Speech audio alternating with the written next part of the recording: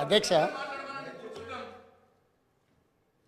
ప్రజా జీవితంలో ఉన్నప్పుడు అడుగుతాం కడుగుతాం అని చెప్పి శ్రీశ్రీ గారు ఎప్పుడో చెప్పిండ్రు. ఈరోజు మా కుటుంబము, మా పార్టీ, మా ఇష్టము అనే నియంతృత్వ పోకడలను సూచిస్తుంది.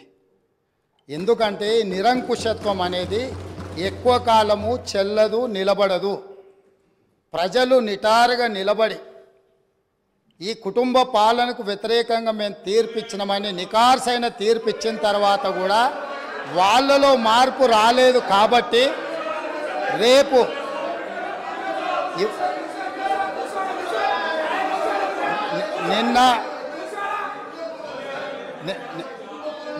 నిన్న ఇక్కడున్న వాళ్ళను అక్కడికి పంపినరు. ప్రజా తీర్పును గౌరవించకపోతే అక్కడున్న వాళ్ళను అక్కడికి పంపుతారు బయటికి. కాబట్టి వాళ్ళ ఇష్టము, వాళ్ళు ఇట్లా ఉండకుంటే మంచిదని నేను అనుకుంటున్నాను. మేము ఇట్లనే ఉంటామంటే వాళ్ళని ఎక్కడికి పంపించాలనో ప్రజలకు తెలుసు. కాబట్టి నాకేం అభ్యంతరం లేదు, ఇది వాళ్ళ పార్టీ ఇష్టం. అదేవిధంగా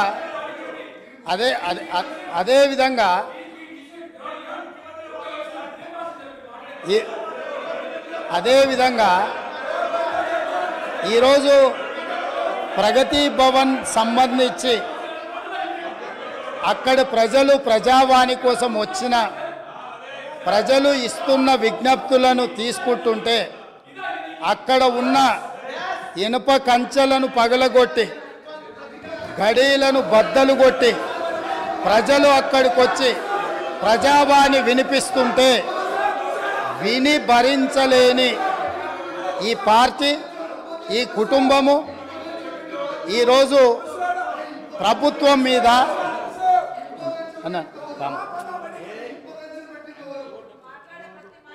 ఈరోజు ఈ ప్రజలు ఇచ్చిన తీర్పును గౌరవించే కాంగ్రెస్ పార్టీ ప్రగతి భవన్ గేట్ల ముందు ఉన్న ఇనుప కంచెలను బద్దలు కొట్టి ప్రజలకు ప్రవేశమే లేదు, తెలంగాణ ప్రజల యొక్క చెమట వాసన మేము చూడము, ఇది నిషేధిత ప్రాంతమని నిషేధించిన ఆ ప్రగతి భవన్లో ఎల్బీ స్టేడియంలో మా ప్రభుత్వం ప్రమాణ స్వీకారం చేస్తున్న 1 గంట 4 నిమిషాలకు ఆ గేట్లు బద్దలు కొట్టి తెలంగాణ 4 కోట్ల ప్రజలకు ప్రవేశం కల్పించింది మా పార్టీ, మా ప్రభుత్వం.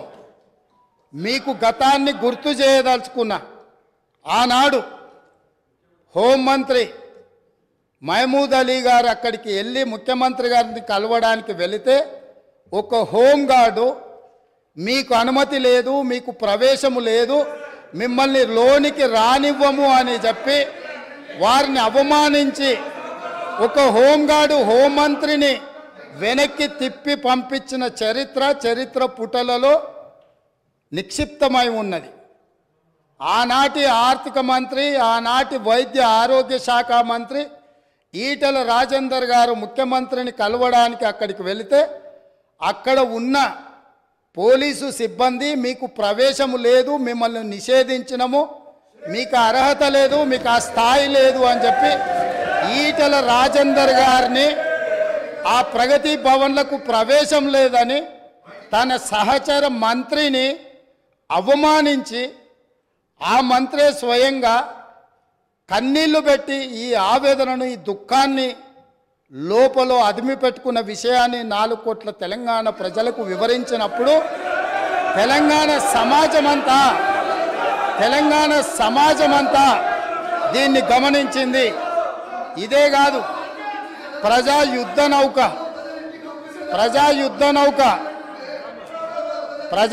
నౌక గద్దరన్న 50 సంవత్సరాలు సుదీర్ఘంగా ఈ తెలంగాణ ప్రజల పక్షాన గలం విప్పి గచ్చగట్టి గొంగళేసుకొని తండాలలో, గూడాలలో, మారుమూల పల్లెల్లో ఈ దేశంలోనే 100 కోట్ల ప్రజలను ప్రభావితం చేయగలిగిన గద్దరన్న ఆనాటి ముఖ్యమంత్రి గారిని కలవడానికి ఆ ప్రగతి భవన్ గేట్ల ముందు ఎర్ర టెండలో మండుతుంటే అక్కడ గంటల కొద్దీ నిలబడితే ఈ తెలంగాణ యుద్ధ నౌక, ఈ తెలంగాణ పోరాటానికి, తెలంగాణ ప్రజల యొక్క ఆత్మగౌరవమైన గద్దరన్నకే ప్రవేశం లేని ప్రగతి భవన్ను ఇవాళ బద్దలు కొట్టి నా 4 కోట్ల తెలంగాణ ప్రజలు ఎప్పుడు కావాలన్నా ఎక్కడికి వెళ్ళాలన్నా ఆ ప్రగతి భవన్లు గేట్లను ఇనుప కంచెల్ని బద్దలు కొట్టిన ప్రభుత్వం మా ప్రభుత్వం, ప్రజలెన్నుకున్న ప్రభుత్వం, ప్రజా ప్రభుత్వం. కాబట్టి ఆనాడు ముఖ్యమంత్రిని కలవాలంటే మంత్రులకు ప్రవేశం లేదు. ముఖ్యమంత్రిని కలవాలంటే తెలంగాణను సాధించిన, తెలంగాణ ఉద్యమానికి ఊపిరులూదిన గద్దరన్నకు ప్రవేశం లేదు. కానీ ఈనాడు దళితులు, గిరిజనులు, బలహీన వర్గాలు, మైనారిటీలు, మహిళలు ఎవరైనా అక్కడికి వెళ్ళి మా సమస్య ఉన్నది అనంటే ఈ ప్రభుత్వం వినడానికి సిద్ధంగా ఉన్నది అని చెప్పి ఈ తెలంగాణ ప్రజలకు స్వేచ్ఛనిచ్చిన ప్రభుత్వం, ప్రజా ప్రభుత్వం, ప్రజలెన్నుకున్న ప్రభుత్వం ఈరోజు ఇక్కడ ఉన్నది. నిజంగానే ఈ ప్రభుత్వం నియంతృత్వ పోకడలతో పోవాలి అనుకుంటే, నిర్బంధాలతో పరిపాలన సాగించాలి అని అనుకుంటుంటే ఇక్కడ అంతసేపు వాళ్ళు ఎవరు మాట్లాడినా సంవయనంతో ఇక్కడ వింటూ కూర్చుండే వాళ్ళం కాదు. ఆనాడు 2014 తెలంగాణ రాష్ట్రంలో తెలంగాణ ప్రభుత్వం ఏర్పడిన తర్వాత జరిగిన చర్చలలో మేమందరం సభ్యులుగా ఇక్కడ నిలబడి సమస్యల మీద మాట్లాడినప్పుడు మార్షల్స్ను పెట్టి గొర్రెలను ఈడ్చినట్టు ఈడ్చి బజార్లో పడేసి ప్రజాస్వామ్యాన్ని కూని ఇక్కడనే చేసిన వాళ్ళు ఇవాళ అక్కడ కూర్చున్నారు. వాళ్ళలాక మేము కాదు. ఇదే కాదు, గవర్నర్ గారి ప్రసంగంలో ఆనాడు ప్రజలకు వాళ్ళు ఇచ్చిన హామీలు ఈ మంత్రివర్గం తీర్మానం ద్వారా గవర్నర్ గారి ప్రసంగంలో పెట్టలేదు అని, పెడితే బాగుంటుందని చర్చించడానికి నిలబడ్డ ఆనాటి నా సహచర శాసనసభ్యులు కోమటిరెడ్డి వెంకటరెడ్డి గారిని, సంపత్ కుమార్ను శాసనసభ సభ్యత్వాన్ని రద్దు చేసి నిరంకుశ నియంతృత్వ పోకడలతోని నిర్ణయాలు తీసుకున్న వాళ్ళు శాసనసభలో గవర్నర్ రంగరాజన్ గారు ఇక్కడ ఉన్నప్పుడు ఆనాటి శాసనసభ్యులు చేసిన గందరగోళంలో 10% కూడా కోమటిరెడ్డి వెంకటరెడ్డి గారు, సంపత్ కుమార్ గారు చెయ్యలే.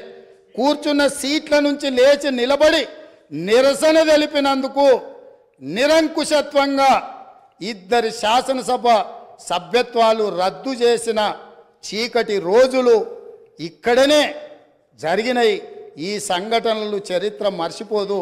ఈ సంఘటన తెలంగాణ శాసనసభ చరిత్రలో శాశ్వతంగా ఉంటుంది. ఆ సంగతిని కూడా నా మిత్రులకు నేను గుర్తు చేయదలుచుకున్నా. అదేవిధంగా అధ్యక్ష, ఈరోజు ఎన్నికల సమయంలో మేము ఏమి హామీలు ఇచ్చినామో ప్రభుత్వం ఏర్పడిన మొదటి రోజే మొట్టమొదటి మంత్రివర్గ సమావేశాన్ని ఏర్పాటు చేసి 6 గ్యారంటీలను చట్టబద్ధత మంత్రివర్గంలో కల్పించి ఈరోజు ఇదే సమస్య మేనేజ్మెంట్ కోటాలు వస్తే అధ్యక్ష ఈ ప్రాబ్లమ్స్ ఉంటాయి. మేనేజ్మెంట్ కోటాలు వస్తే ఈ ప్రాబ్లం ఉంటుంది. మంత్రివర్గంలో పాలసీలను ఆమోదించుకొని చట్టాలు చేసేది చట్టసభలో చేస్తారు. చట్టాలు మంత్రివర్గంలో చేయరు అధ్యక్ష. చట్టం ఎక్కడ జరుగుతుంది? శాసనసభలో జరుగుతుంది. కాబట్టి మంత్రివర్గంలో తీసుకున్న విధానపరమైన నిర్ణయాలను చట్టబద్ధత కల్పించి చట్టం చేసేదే ఈ శాసనసభ. అందుకే రాబోయే పని దినాలలో మేమిచ్చిన 6 గ్యారంటీలను ఏ రకంగా చట్టం చేయాలనో ఈ సభలోనే చట్టాన్ని ప్రవేశపెట్టి మేమే 4 గోడల మధ్యలో నా మంత్రివర్గమే కాదు ప్రతిపక్షంలో ఉన్న వాళ్ళను, మా సహచర పక్షంగా ఉన్న సిపిఐని సమస్యలను పరిష్కరించడంలో సహకరించే ఎంఐఎం సూచనలు కూడా తీసుకొని పరిపాలన నిర్ణయాలను ఏ విధంగా చేయాలనో చట్టబద్ధత కల్పించే చట్టాన్ని ఈ సభ ద్వారా చేస్తాము. ఇందులో ఉన్న తేడాను మేనేజ్మెంట్ కోటాలో వచ్చిన వాళ్ళు గమనించాల్సిందిగా నేను కోరుకుంటున్నాను అధ్యక్ష.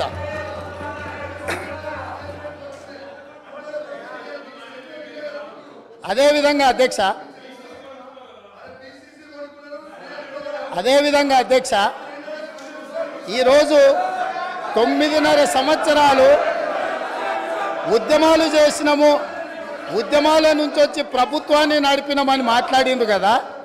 ఉద్యమాల నుంచి వచ్చిన పార్టీ ప్రభుత్వాన్ని ఏర్పాటు చేస్తే ఉద్యమ సందర్భంగా ఉద్యమం కోసం ముందుకు వచ్చి తెలంగాణ రాష్ట్రాన్ని సాధించడానికి ప్రయత్నం చేసి కృషి చేసి అమరులైన కుటుంబాలకు 9.5 సంవత్సరాలలో ఇప్పుడు వాళ్ళు ఏదైతే ప్రస్తావించిండ్రో యాదిరెడ్డి కావచ్చు, శ్రీకాంతాచారి కావచ్చు, ఈశాన్ రెడ్డి కావచ్చు, కానిస్టేబుల్ కిష్టయ్య కావచ్చు, యాదయ్య కావచ్చు, ఇట్లా వందలాది మంది బిడ్డలకు ఈ 9.5 సంవత్సరాలలో ఏ ఒక్కరోజైనా ప్రగతి భవన్కు ఆహ్వానించి మీ కుటుంబం మీ బిడ్డల ప్రాణ త్యాగాలతోని తెలంగాణ రాష్ట్రాన్ని సాధించడం, ఈ తెలంగాణలో అత్యున్నతమైన గౌరవం మర్యాద మీకు ఉంటుంది, మీరు నా కుటుంబ సభ్యుల కంటే ఎక్కువ నీ కుటుంబంలో నీ బిడ్డను కోల్పోయినావు, నీ కుటుంబానికి నేను పెద్ద కొడుకునవుతా అని చెప్పి ఆనాటి ముఖ్యమంత్రి బుక్కెడు బువ్వ శంకరమ్మకు పెట్టిండా, యాదయ్య కుటుంబానికి పెట్టిండా, యాదిరెడ్డి కుటుంబానికి పెట్టిండా, కానిస్టేబుల్ కిష్టయ్య కుటుంబానికి పెట్టిండా. కానీ వాళ్ళ గురించి పట్టించుకోలే. ఈ కుటుంబంలో ఉన్న వాళ్లకు కొడుకుకు మంత్రి ఇచ్చిండు, అల్లుడికి మంత్రి ఇచ్చిండు. కన్న కూతురు ఓడిపోతే ప్రజలు తిరస్కరిస్తే ఎంబడే శాసనమండలి పదవి ఇచ్చిండు. సొంత కుటుంబ సభ్యుల మీద ఇంత పేగుబంధం ఉంది అని ఇంత అవ్యాజమైన ప్రేమను ప్రకటించినప్పుడు తెలంగాణ ఉద్యమకారులు ఏంది ఇది, ఈ తెలంగాణ మా త్యాగాల పునాదుల మీద ఏర్పడ్డది కదా, మా కనీస గౌరవ మర్యాద లేదా, పార్టీ ఫిరాయించిన వాళ్ళను కండువ మార్వంగానే మంత్రులు చేసిన మీరు తెలంగాణ కోసం త్యాగం చేసిన వాళ్లకు కనీసం ఆ సభలో అయినా ఈ సభలో అయినా రాజ్యసభలో అయినా ఏదైనా ఇచ్చిండ్రా? కరోనా సమయంలో బ్లాక్ మార్కెట్లో కరోనా మందు 2,000 రూపాయల దాన్ని 50,000కు అమ్ముకొని 424 కోట్లు నల్లధనం ఒకే దగ్గర దొరికిన వాళ్ళకు రాజ్యసభ అమ్ముకున్న చరిత్ర మీది. అట్లాంటి వాళ్ళని మీరు రాజ్యసభ సభ్యులుగా చేసి ఈరోజు వచ్చి మేము మా టికెట్ల గురించి మాట్లాడు అంటే ఈరోజు ఎలాంటి వాళ్లకు టికెట్లు ఇచ్చినో ఎవరిని కుటుంబ సభ్యులుగా వాళ్ళు చూసిండ్రో ఒక్కసారి ఆలోచన చేయండి అధ్యక్ష. అదేవిధంగా అధ్యక్ష, ఆనాడు నళిని అనే ఒక తెలంగాణ ఉద్యమకారురాలు డిఎస్పీగా ఉండి తెలంగాణ రాష్ట్ర సాధన కోసం డిఎస్పీ పదవికి డిఎస్పీ ఉద్యోగానికి రాజీనామా చేసింది. ఆ నళినికి తెలంగాణ రాష్ట్రం వచ్చిన తర్వాత పిలిచి ఈ రాష్ట్రం కోసం తెలంగాణ సాధన కోసం గ్రూప్ 1 అధికారిగా ఉండి నీ డిఎస్పీ ఉద్యోగాన్ని రాజీనామా చేసినావు. ఈ తెలంగాణ రాష్ట్రంలో సగౌరవంగా నీ ఉద్యోగాన్ని నీకు ఇస్తున్నాం, మళ్ళీ తిరిగి ఉద్యోగాన్ని చేపట్టమని ఈ ప్రభుత్వం మాట్లాడిందా అధ్యక్ష? కానీ ఒక తెలంగాణ రాష్ట్ర సాధన కోసం త్యాగం చేసిన నళినికి మాత్రం ఎలాంటి న్యాయం జరగలేదు. నిజామాబాదు ప్రజలు ఎంపీగా ఓడగొడితే ఎంబడే శాసన మండలి పదవి ఇచ్చి మాత్రం తన కుటుంబాన్ని కాపాడుకున్న ప్రభుత్వం పార్టీ ఈ పార్టీ అధ్యక్ష. వీళ్ళు ఈరోజు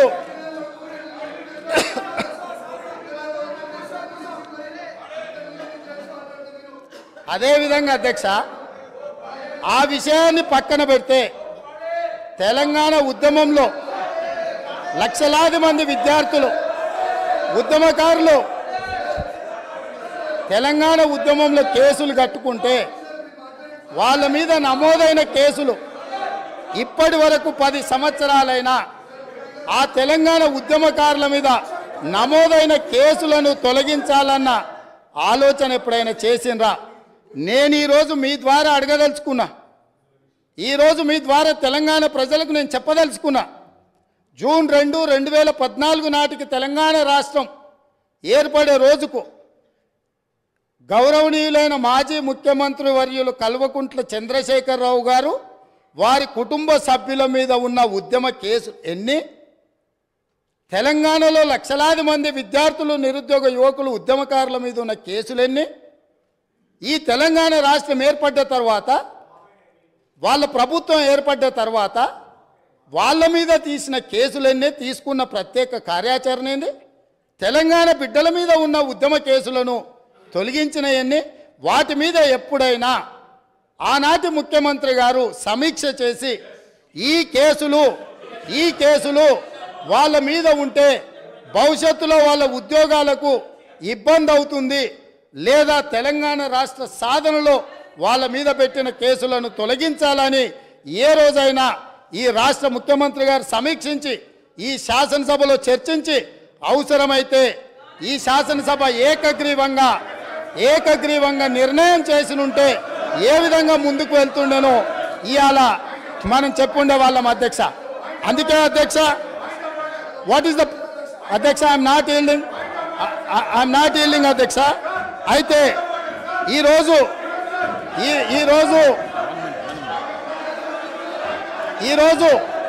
వాళ్ళకొక నీతి, వీళ్ళకొక నీతి అధ్యక్ష. అదేవిధంగా పదే మాది ఉద్యమ పార్టీ అని చెప్పుకునే పార్టీ, ఉద్యమాల నుంచే మేము ఎదిగినామని చెప్పుకునే పార్టీ, ఉద్యమాల ద్వారా తెలంగాణ రాష్ట్రాన్ని సాధించడమని చెప్పుకునే పార్టీ, ఉద్యమాలకు వేదికైన ధర్నా చౌక్ను తొలగించి ఈరోజు తెలంగాణలో నిర్బంధాలే కొనసాగుతాయి, నిర్బంధాల మధ్యనే తెలంగాణలో పరిపాలన సాగుతుందని ధర్నా చౌక్ ఎత్తేసిండ్రు కదా అధ్యక్ష. ఏ ఆదర్శం వీళ్ళు చెప్పదలుచుకున్నారు?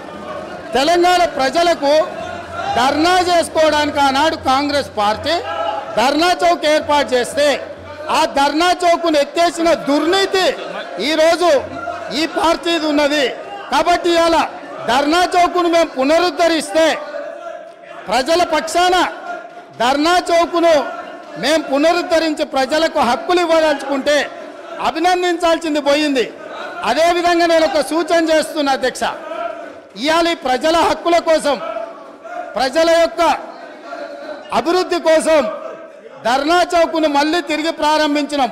ప్రజాస్వామిక స్ఫూర్తిని నిలబెట్టాలంటే ఇక్కడ అడ్డుకోవడం కాదు, ఇక్కడ ప్రజలకు మేము చేయదలుచుకున్న మంచిని చర్చ జరగకుండా ఈడ అడ్డుపడడం కాదు.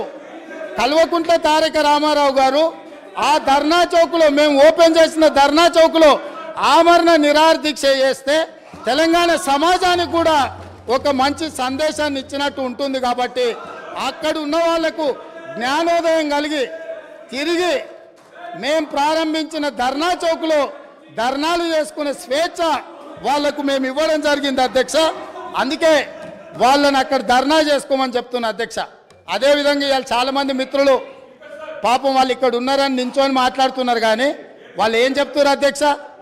మీ ప్రభుత్వం ఏర్పడ్డ తర్వాత మేము స్వేచ్ఛగా కోఆపరేట్ చేయండి మీరు, please. Leader of the house మాట్లాడేటప్పుడు మీకు టైం ఇస్తా, మీరు మాట్లాడుతుంది ప్లీజ్.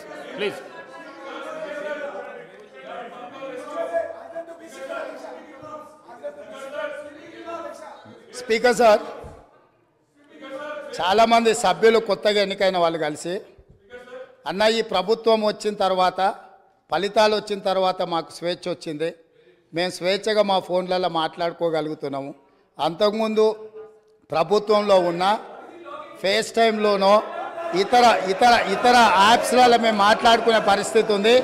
ఇవాళ మాకు స్వేచ్ఛ వచ్చిందని చెప్తున్నారు. సో వాళ్ళు ఈ విషయాలన్నిటిని కూడా పరిగణలోకి తీసుకుంటే వాళ్ళకు ఏం జరిగిందో, మార్పు వచ్చింది ఏందో కూడా వాళ్ళకు అర్థమవుతుంది అధ్యక్ష. అదేవిధంగా అధ్యక్ష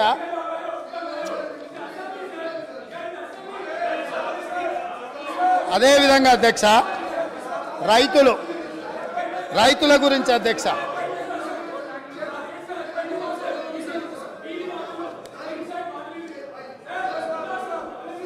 అధ్యక్ష పదే పదే రాష్ట్ర ప్రభుత్వము రైతు ప్రభుత్వము రైతును రాజును చేసినామని మాట్లాడుతుంటుంది అధ్యక్ష.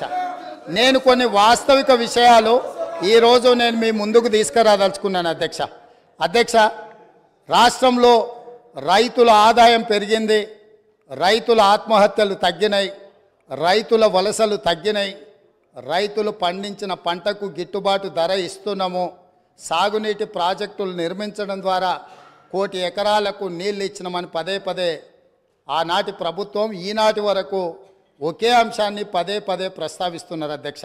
నేను కొన్ని వాస్తవ విషయాలను ఈరోజు మీ ముందు పెట్టదలుచుకున్నాను అధ్యక్ష. ఈరోజు దేశంలో ఉన్న రాష్ట్రాలలో రైతుల యొక్క ఆదాయం గురించి మనం చర్చించినప్పుడు తెలంగాణ రాష్ట్రము ఈ దేశంలో ఉన్న రాష్ట్రాలలో రైతు ఆదాయంలో 25వ స్థానంలో ఉంది. ఇది నేను చెప్పడం లేదు అధ్యక్ష. రాజ్యసభలో కేంద్ర ప్రభుత్వము ఒక ప్రశ్నకు సమాధానం ఇస్తూ రైతుల యొక్క ఆదాయాన్ని లెక్కించినప్పుడు తెలంగాణ రాష్ట్రంలో ఉండే రైతు యొక్క ఆదాయము 9,403 రూపాయలు. అంటే ఇది మొత్తం దేశంలో ఉన్న అన్ని రాష్ట్రాలలో 25వ స్థానం. అత్యధికంగా రైతు ఆదాయం ఉన్న రాష్ట్రం ఏదో తెలుసా అధ్యక్ష? మేఘాలయ 29,348 రూపాయలు. అంటే రైతు ఆదాయంలో 25వ స్థానంలో ఉన్న తెలంగాణ రాష్ట్రము ఆనాటి పాలకులు ఈ రాష్ట్రంలో రైతులు బాగున్నారు, బాగుపడ్డారు అని ఏ రకంగా చెప్తారో ఈరోజు వాళ్ళకి చెప్పాల్సిన సమాధానము వాళ్ళు ప్రజలకు చెప్పాల్సిన అవసరం ఉన్నది అధ్యక్ష. అదేవిధంగా అధ్యక్ష రైతులు ఎన్సీఆర్బి లెక్కల ప్రకారము దేశంలోనే మొదటి స్థానము లేదా 2వ స్థానంలో ఈ 10 సంవత్సరాలు రైతు ఆత్మహత్యలల్లో ఎప్పటికప్పుడు మొదటి 2 స్థానాలలోనే తెలంగాణ రాష్ట్రం ఉంది. 8,000 చిల్లర రైతులు ఆత్మహత్యలు చేసుకున్నారని ఎన్సీఆర్బి లెక్కలు చెప్తున్నాయి అధ్యక్ష. రాష్ట్ర ప్రభుత్వమే రైతు బీమా పథకం తెచ్చినాము అని గొప్పగా చెప్పుకున్నారు అధ్యక్ష. రైతు బీమా పథకంలో సార్ నేను చెప్పకముందే ఎందుకు లేస్తున్నారు సార్ వాళ్ళు? ఎందుకా ఉలికిపాటు? రాష్ట్ర ప్రభుత్వం తీసుకొచ్చిన రైతు బీమా పథకానికి సంబంధించిన నివేదిక 2018 ఆగస్టు నెలలో ప్రారంభించిన రైతు బీమా పథకంలో అర్హులు ఎవరో తెలుసా అధ్యక్ష? 18 సంవత్సరాలు నిండిన వాళ్ళు, 60 సంవత్సరాల లోపట ఉన్నవాళ్ళు. ఎంతమంది రైతులు చచ్చిపోయినారో తెలుసా అధ్యక్ష? వీళ్ళ లెక్కల ప్రకారము నెంబర్ ఆఫ్ క్లెయిమ్స్ వచ్చేసి నెంబర్ ఆఫ్ డెత్స్ వచ్చేసి 1,21,965. ఇప్పటి వరకు వాళ్ళకు వచ్చింది 1,19,081. అంటే 2018 నుంచి 2023 ఆగస్టు నెల వరకు 1,21,000 మంది రైతులు చచ్చిపోయినరు. ఏ వయసు ఉన్న వాళ్ళు? 18 సంవత్సరాలు పైబడిన వాళ్ళు, 60 సంవత్సరాల లోపల ఉన్నవాళ్ళు. అంటే ఇవి ప్రభుత్వం చేసిన హత్యలు కాదా అని నేను అడుగుతున్నా అధ్యక్ష. ఇదా రైతు ప్రభుత్వం? 8,000 పైచిలకు రైతు ఆత్మహత్యలు జరిగినాయి అని ఎన్సీఆర్బి నివేదిక. అదేవిధంగా ఈరోజు ఈ రకమైన రైతు ప్రభుత్వము, ఇది రైతు ప్రభుత్వమా? ఈ ప్రభుత్వంలో లక్షల మంది చచ్చిపోతుంటే రైతు ఎందుకు చచ్చిపోతాడు అధ్యక్ష? రైతు బ్రతికుండడానికి సహకరించాలి ప్రభుత్వం. రైతు బ్రతికుండడానికి ఏ రకంగా ఆదుకోవాలనో ప్రణాళికలు ఉండాలి. రైతు వేసిన ఇత్తనాలకు, ఎరువులకు, పంటకు రైతు బీమా పథకం పెడితే అకాల వర్షాలతోనో, కరువుతోనో, కాటకాలతోనో, చీడ పురుగులతోనో పంట నష్టం జరిగితే రైతు బీమా పథకం ఉంటే రైతు పెట్టిన పెట్టుబడి, పటాన్ల దగ్గరలో తెచ్చిన అప్పులు కట్టుకోవడానికి రైతు బీమా పథకము ఉండి ఆ నష్టపోయిన పంటకు రైతు పంటల బీమా పథకాన్ని పెట్టుంటే రైతులు చచ్చిపోయి ఉండేవాళ్ళు కాదు, రైతులు ఆత్మహత్యలు చేసుకొని ఉండేవాళ్ళు కాదు. కానీ ఆనాటి ప్రభుత్వంలో రైతుకు రాష్ట్ర ప్రభుత్వం నుంచి ఆ కుటుంబానికి సహాయం అందాలంటే రైతు చనిపోతే తప్ప 5 లక్షల రూపాయలు ఇవ్వమని రైతు చావుకు 5 లక్షలు వెలగట్టిన ఈ ప్రభుత్వం సిగ్గు లేకుండా ఇంకా మాట్లాడుతుందనంటే ఏం అర్థం చేసుకోవాలి అధ్యక్ష? ఇప్పటికైనా ఎప్పుడైనా రైతు పెట్టుబడికి రాష్ట్ర ప్రభుత్వం భరోసానివ్వాలి.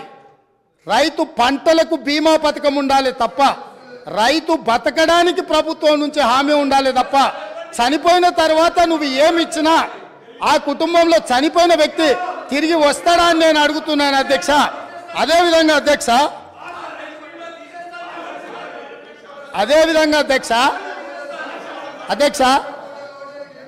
అదేవిధంగా అధ్యక్ష వీళ్ళు ఏదైతే వరి ఈరోజు తెలంగాణ రాష్ట్రంలో ఇవాళ పసుపు పోయింది, చెరుకు పోయింది, కందులు పోయినాయి, మిరప పోయింది, పత్తి పోయింది, ఇట్లా ప్రత్యామ్నాయంగా సోయాబీన్ పోయింది. కమర్షియల్ క్రాప్లని ఈ తెలంగాణ రాష్ట్రము భూమి యొక్క నైసర్గిక స్వరూపము ఎన్నో రకాల ప్రత్యామ్నాయ పంటలు పండించడానికి సారవంతమైన భూములు ఉన్నాయి. ఈ సారవంతమైన భూములలో వివిధ రకాల పంటలు పండించడానికి అవకాశం ఉన్నా ప్రభుత్వ సహకారం లేకపోవడం వల్ల, ప్రభుత్వం నిర్లక్ష్యం చేయడం వల్ల ఇవాళ చెరుకు పోయింది, సోయాబీన్ పోయింది, మొక్కజొన్న పోయింది, పసుపు పోయింది. ఇట్లాంటి పంటలన్నీ పోయి ఓన్లీ వరి పండించే పరిస్థితి వచ్చింది. వరి పండిస్తే ఒకనాడు కేసీఆర్ గొప్పగా వరి పంట అద్భుతం అన్నాడు.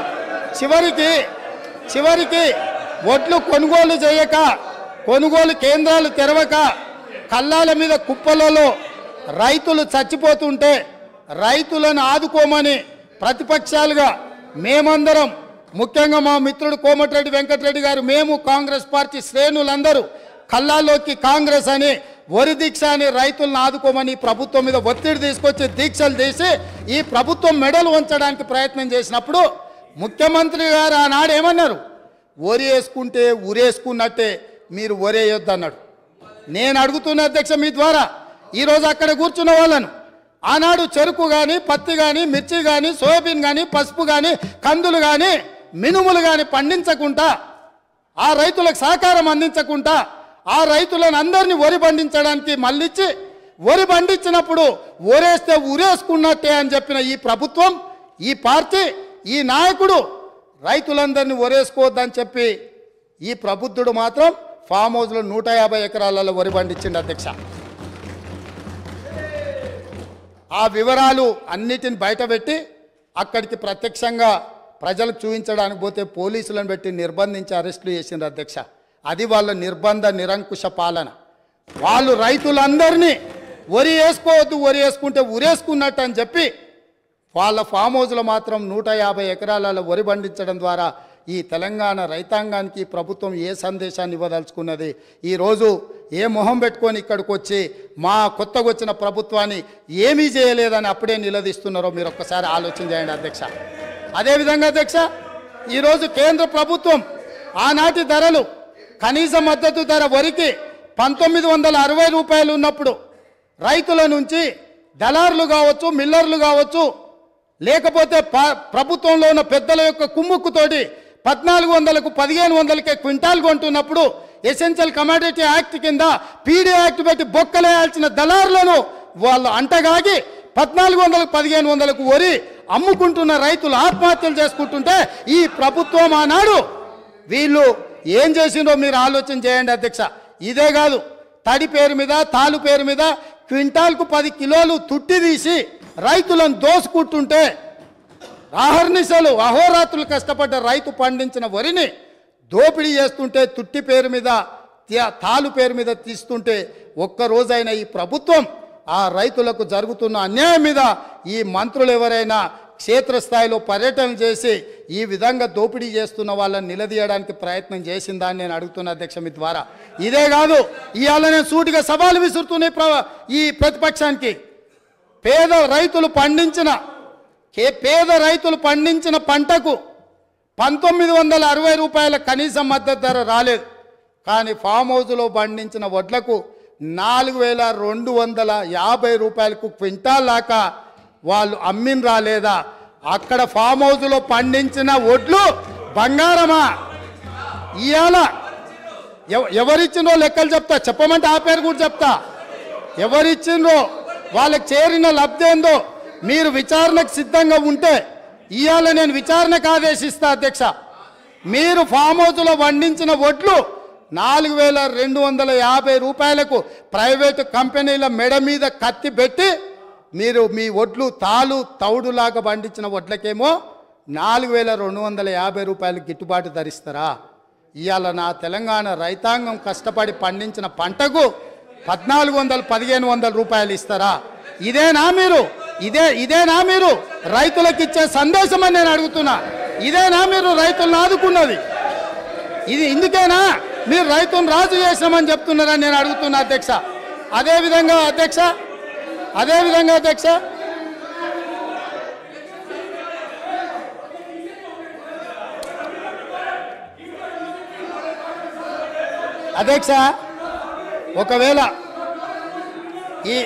ఒకవేళ ఈ పార్టీ ఫామ్ హౌస్లో 4,250 రూపాయలకు వడ్లు అమ్మలేదు అని అంటే నేను విచారణకు ఆదేశిస్తా. వాళ్ళు ఒప్పుకుంటారేమో అడుగున్నారు అధ్యక్ష.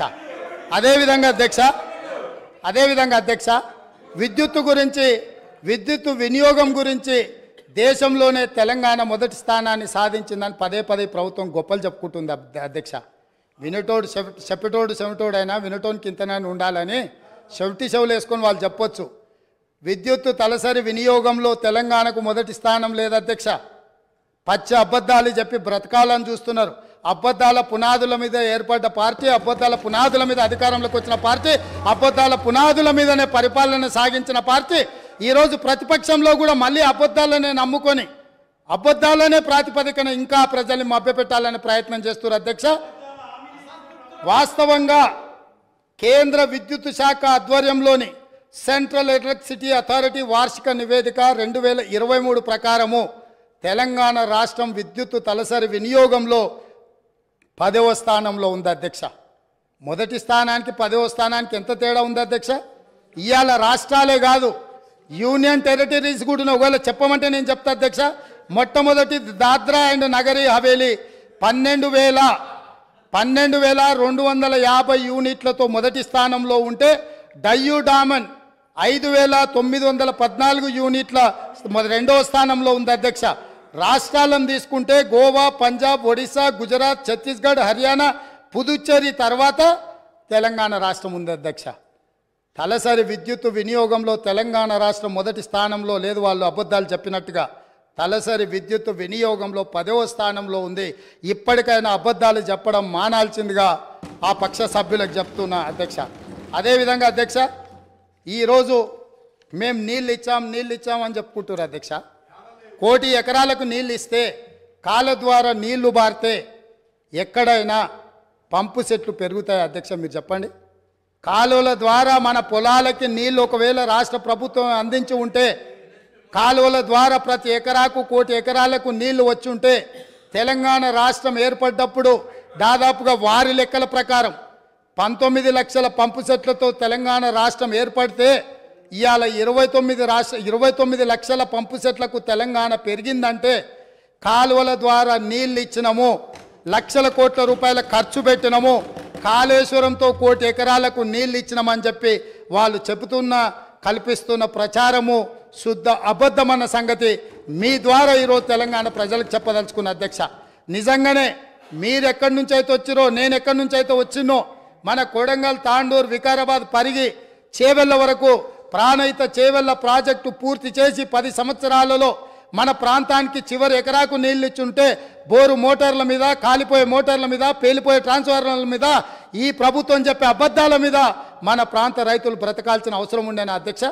ఆనాడు కృష్ణానది జలాలు, గోదావరి జలాల మీద చర్చ జరిగినప్పుడల్లా ఉమ్మడి రాష్ట్రంలో సమైక్య పాలనలో తెలంగాణ రాష్ట్రానికి వివక్ష సాగుతుంది, నా ప్రాంతం మీద దాడి జరుగుతుంది, నా ప్రాంతానికి రావాల్సిన నీళ్లు రావడం లేదు, మా నీళ్లు మాకు కావాలి అని ఆనాడు తెలంగాణ ప్రజలందరూ కొట్లాడినరు.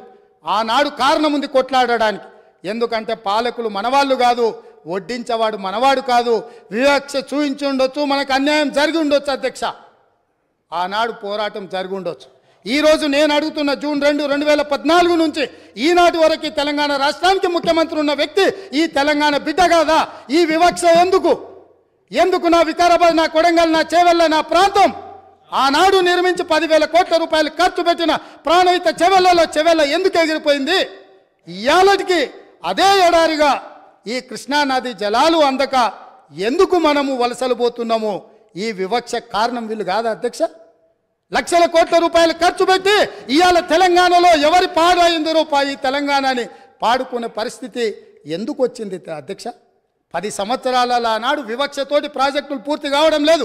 కల్వకుర్తి, భీమా, కోయిల్పాడు, నెట్టన్ సాగర్, ప్రాణహిత చేవెళ్ళ నుంచి మొదలు పెడితే దేవాదుల, శ్రీరామ్ సాగర్, ఇందిరా సాగర్, శ్రీరామ్ సాగర్లో కూడా వివక్ష జరిగిందని ఆనాడు సాగునీటి ప్రాజెక్టుల మీద మాట్లాడుకున్న మనం ఈ 10 సంవత్సరాలల్లా ఈ ప్రాజెక్టులు 100% పూర్తి ఎందుకు కాలేదు? ప్రాణహిత చేవెళ్ళ ప్రాంతానికి నీళ్ళు ఎందుకు రాలేదని మీ ద్వారా వాళ్ళని నిలదీస్తున్న అధ్యక్ష. ఎందుకు నా పాలమూరు రంగారెడ్డి ఎత్తిపోతల పథకం వివక్షకు లోనైంది? ఎందుకు ఇయాలటికి నా పాలమూరు ఎడారిగా మారింది? ఎందుకు ఇయాలటికి నా పాలమూరు నుంచి వలసలు పోతూనే ఉన్నాయి? వలసలు వెళ్ళే బస్సులు అక్కడే ఉన్నాయి. ఆ పాలమూరు బిడ్డలు కరీంనగర్ నుంచి పారిపోయి ఈ ప్రాంతానికి వలస వస్తే గుండెల్లో పెట్టి చూసుకొని భుజాల మీద మోసి పార్లమెంటుకు మేము పంపిస్తే, పాలమూరులో ఊరు లేకపోయినా, పార్లమెంటులో నోరు లేకపోయినా మేము ఎంపీగా గెలిపించి మిమ్మల్ని పంపిస్తే మీరు రాష్ట్రం వచ్చినాక ముఖ్యమంత్రి అయినాక 100% గుండెల్లో పెట్టి చూసుకోవాల్సిన బాధ్యత ఆనాటి ముఖ్యమంత్రి గారికి లేకుండేనా? మా పాలమూరు బిడ్డలు చేసిన నేరమేంది? నీకు ఓట్లేసి ఎంపీగా గెలిపించడమేనా? నిన్ను నమ్మి ఆర్జీఎస్ ప్రాజెక్టు ఈ రోజుకు ఇప్పటికీ పూర్తి కాలేదు. ఎందుకు ఇప్పటికీ అలంపూరు ప్రాంతంలో మీరు టెంకాయలు కొట్టిన ప్రాజెక్టులు పూర్తి కాలేదని నేను అడుగుతున్నా అధ్యక్ష. ఎందుకు ఈ వివక్ష అని నేను అడుగుతున్నా. మేము ఎంపీగా గెలిపించకపోయిన ఉంటే, ఆ పాలమూరు జిల్లా ప్రజలు నీకు ఓటు వేయకపోయినుంటే నీ రాజకీయ భవిష్యత్తు ఎక్కడుండేది? ఇయాలను గొప్పలు చెప్పుకునే ఈ అవకాశం ఎక్కడుండేదని నేను అడుగుతున్నా అధ్యక్ష. అందుకే ఈరోజు పాలమూరు రంగారెడ్డి ఎత్తిపోతల పథకాన్ని జాతీయ ప్రాజెక్టుగా సాధించలేదు, రాష్ట్ర నిధులతో పూర్తి చేయలేదు. అందుకే ఈరోజు ప్రతిపక్షంలో ఉన్న మీకు మొట్టమొదట పాలమూరు జిల్లా ప్రజలు క్షమాపణ చెప్పి ఈ సభలో ప్రసంగాన్ని ప్రారంభించనుంటే నిజంగానే పాలమూరు ప్రజలు మిమ్మల్ని క్షమించి ఉండేవాళ్ళం. 2009-10లో కృష్ణానది ఉప్పొంగినప్పుడు, వరదలు వచ్చినప్పుడు, అలంపూరు ప్రాంతంలో కొట్టుకుపోయినప్పుడు అలంపూరు ప్రాంత ప్రజలకు మహబూబ్ నగర్ ఎంపీగా శాసనసభ ప్రతిపక్ష నాయకుడు కల్వకుంట్ల చంద్రశేఖరరావు గారు ఒక మాట ఇచ్చిండ్రు. ఈ ప్రాంతం నిండా మునిగిపోయింది, మీ ఇండ్లన్నీ కొట్టుకుపోయినాయి, మీకు ప్రభుత్వం ఇండ్లు ఇప్పించకపోతే బంజారాహిల్స్ నందినగర్లో ఉన్న నా ఇల్లు అమ్మి మీకు ఇల్లు కట్టిస్తా అన్నాడు. మేము ఆయన ఇల్లు నమ్మి కట్టించమని మేము అడుగుతలేము అధ్యక్ష.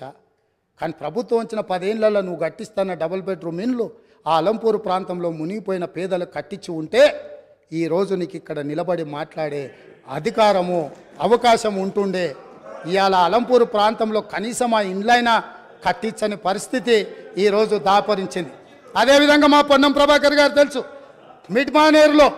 మిడ్మానేరు ముంపు బాధితులకు కొన్ని సంవత్సరాలుగా వాళ్ళు పోరాటం చేస్తున్నారు, ఆరాట పడుతున్నారు. ఈ రాష్ట్రానికి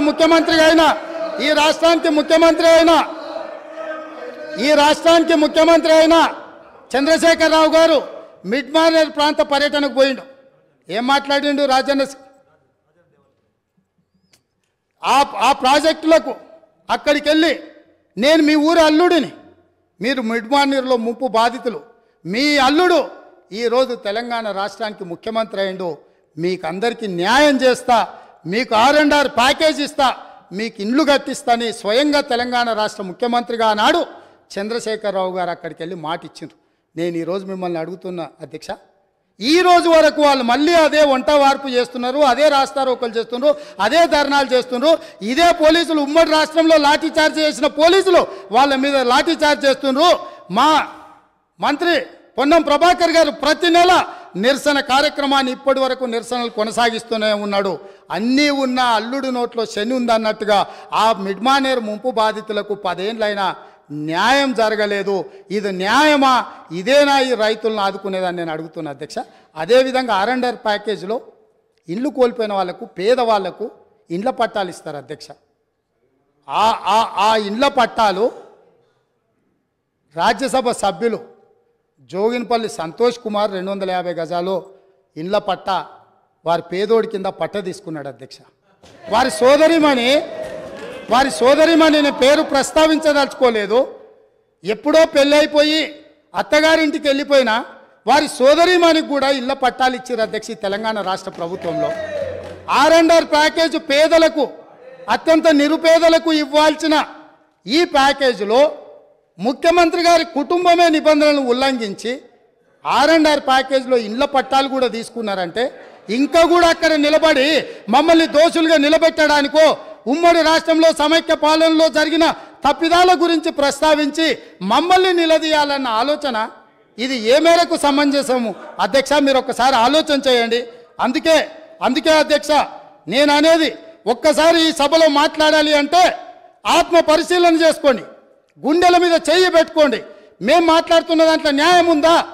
మేము మాట్లాడుతున్నది ప్రజలు గమనిస్తున్నారు. ప్రజలు ఇంకా మమ్మల్ని ఇక్కడికైనా ఉంచినరు, ఇది కూడా ఉండాలనా లేదా అని ఇవాళ మీరు ఆలోచన చేయాల్సిన అవసరం ఉంది అధ్యక్ష. అదేవిధంగా కాంగ్రెస్ పార్టీ గురించి ఇందిరమ్మ రాజ్యం గురించి, ఇందిరమ్మ రాజ్యం అంటే ఇదా అదా అని వారు మాట్లాడారు. ఇందిరమ్మ రాజ్యం అంటే రైతు రుణమాఫీ అధ్యక్ష. ఇందిరమ్మ రాజ్యం అంటే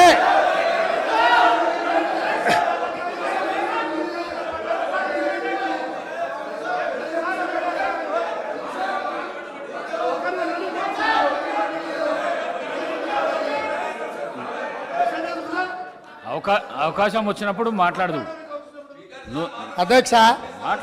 లీడర్ ఆఫ్ ది హౌస్ మాట్లాడేటప్పుడు అధ్యక్ష లీడర్ ఆఫ్ ది హౌస్ మాట్లాడేటప్పుడు డిస్టర్బ్ చేయకుండా మీకు అవకాశం వచ్చినప్పుడు మీరు మాట్లాడండి. కొత్తగా వచ్చినావు, కొత్త సభ్యునివి, కొత్త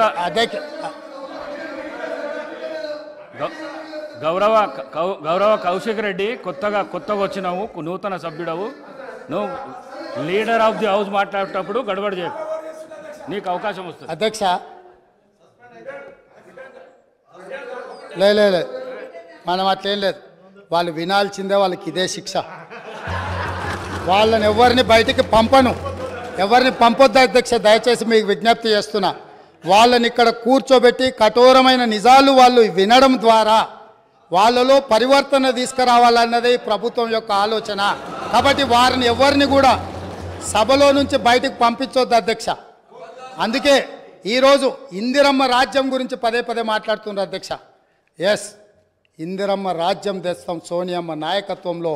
ఖచ్చితంగా ఈ రాష్ట్రంలో ఇందిరమ్మ రాజ్యం అంటే పేదలకు ఇందిరమ్మ ఇండ్లు ఇస్తాం, భూమి లేని దళితుల గిరిజనులకు అసైన్మెంట్ భూములు ఇస్తాం, పోడు భూముల పట్టాలు ఇస్తాం, పేదలు చదువుకునే విద్యార్థులకు ఫీజు రియంబర్స్మెంట్ ఇస్తాం, వైద్యం అందించలేని నిరుపేదలకు ప్రాణాలు పోతుంటే కుటుంబ సభ్యులుగా ఆదరించి రాజీవ్ ఆరోగ్యశ్రీ పథకాన్ని అందుబాటులోకి తీసుకొస్తాం.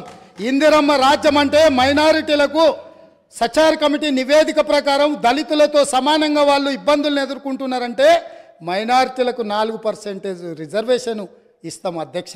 ఇందిరమ్మ రాజ్యం అంటే ఈ సమాజంలో ఉన్న ప్రతి ఒక్కరి యొక్క హక్కులను కాపాడుతాం. ఇందిరమ్మ రాజ్యంలో మహిళలకు మహాలక్ష్మి ద్వారా 2500 రూపాయలు వాళ్ళ ఖాతాలో వేస్తాం, 500 రూపాయలకే సిలిండర్ వాళ్ళకి ఇస్తాం. అదేవిధంగా ఇందిరమ్మ రాజ్యంలో వాళ్లకు ఉచితంగా బస్సులో ప్రయాణం చేసే అవకాశాన్ని కల్పిస్తాం. ఇంకా చాలా విషయాలు ఇందిరమ్మ రాజ్యం గురించి చెప్పాల్సినవి ఉన్నాయి, అవి చివరిలో చెప్తా అధ్యక్ష.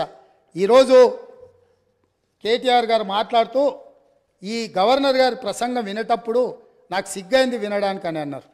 నిజంగానే వారు సిగ్గుపడాలి. ఎందుకు అని అంటే నిజంగానే చాలా విషయాలు మేము అందులో ప్రస్తావించుంటే వారు సిగ్గుపడి తల దించుకునేవాళ్ళు.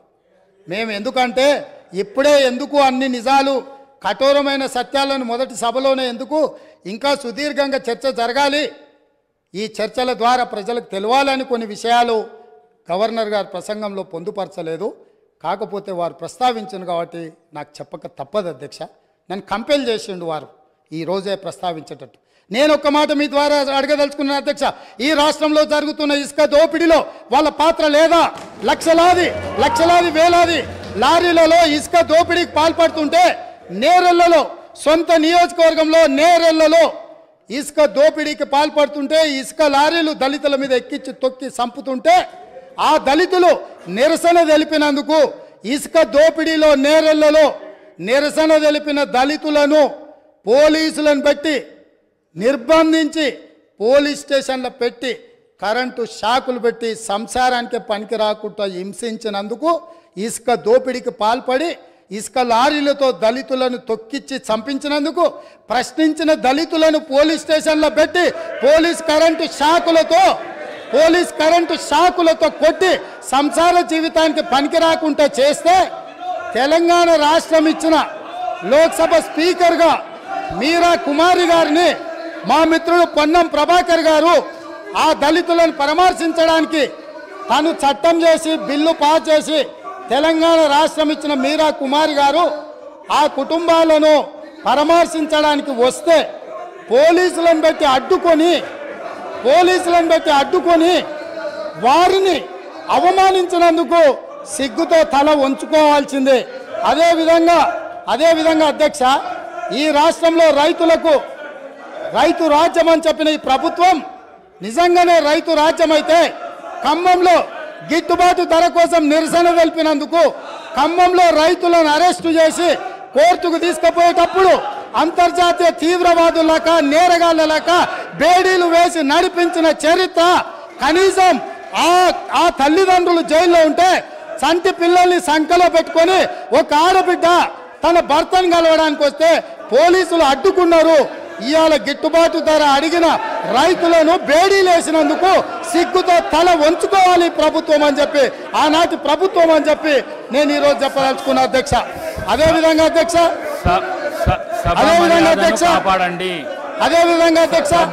Telangana public service commission leader of మీకు అవకాశం ఇస్తాం మాట్లాడుదురు.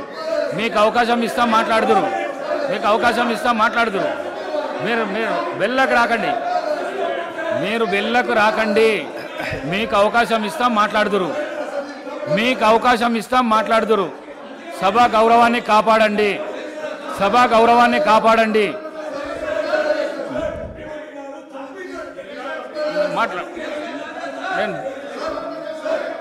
అధ్యక్ష, చాలా రోజులు చర్చలు ఉన్నాయి. సభ ఈ రోజుతోనే అధ్యక్ష, ఈ సభ మీ అనుమతితో మీ సీట్లలో మీరు గౌరవ సభ్యులు మీ సీట్లలో మీరు పోతే మీకు అవకాశాన్ని కలిగిస్తా నేను. అధ్యక్ష, ఈ సభను మీ అనుమతితో ఇంకా కొంతకాలం చర్చలు కొనసాగిద్దాము. అప్పుడు వాళ్ళు ఏమేం కావాలనో, ఏమేమి అడగదలుచుకున్నారో, ఏమేమి చెప్పదలుచుకున్నారో విందాము. ఈ ప్రభుత్వంలో 10వ తరగతి పరీక్షలు అధ్యక్ష, ఈ ప్రభుత్వము 10వ తరగతి పరీక్షలు నిర్వహించలేక 10వ తరగతి ప్రశ్నాపత్రాలు మీకు అవకాశం ఇస్తాము. సభా మర్యాదను కాపాడండి. మీకు అవకాశం నేను ఇస్తా. మీ సీట్లకు మీరు వండి. గౌరవ సభ్యులు మీ సీట్ ఇస్తా. స్పీకర్ సార్ ముఖ్యమంత్రి గారు స్పీకర్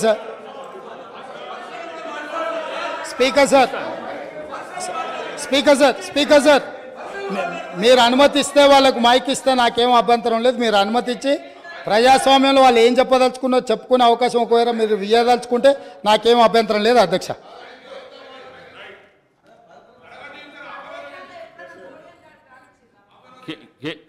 శ్రీ కేటీ రామారావు గారు.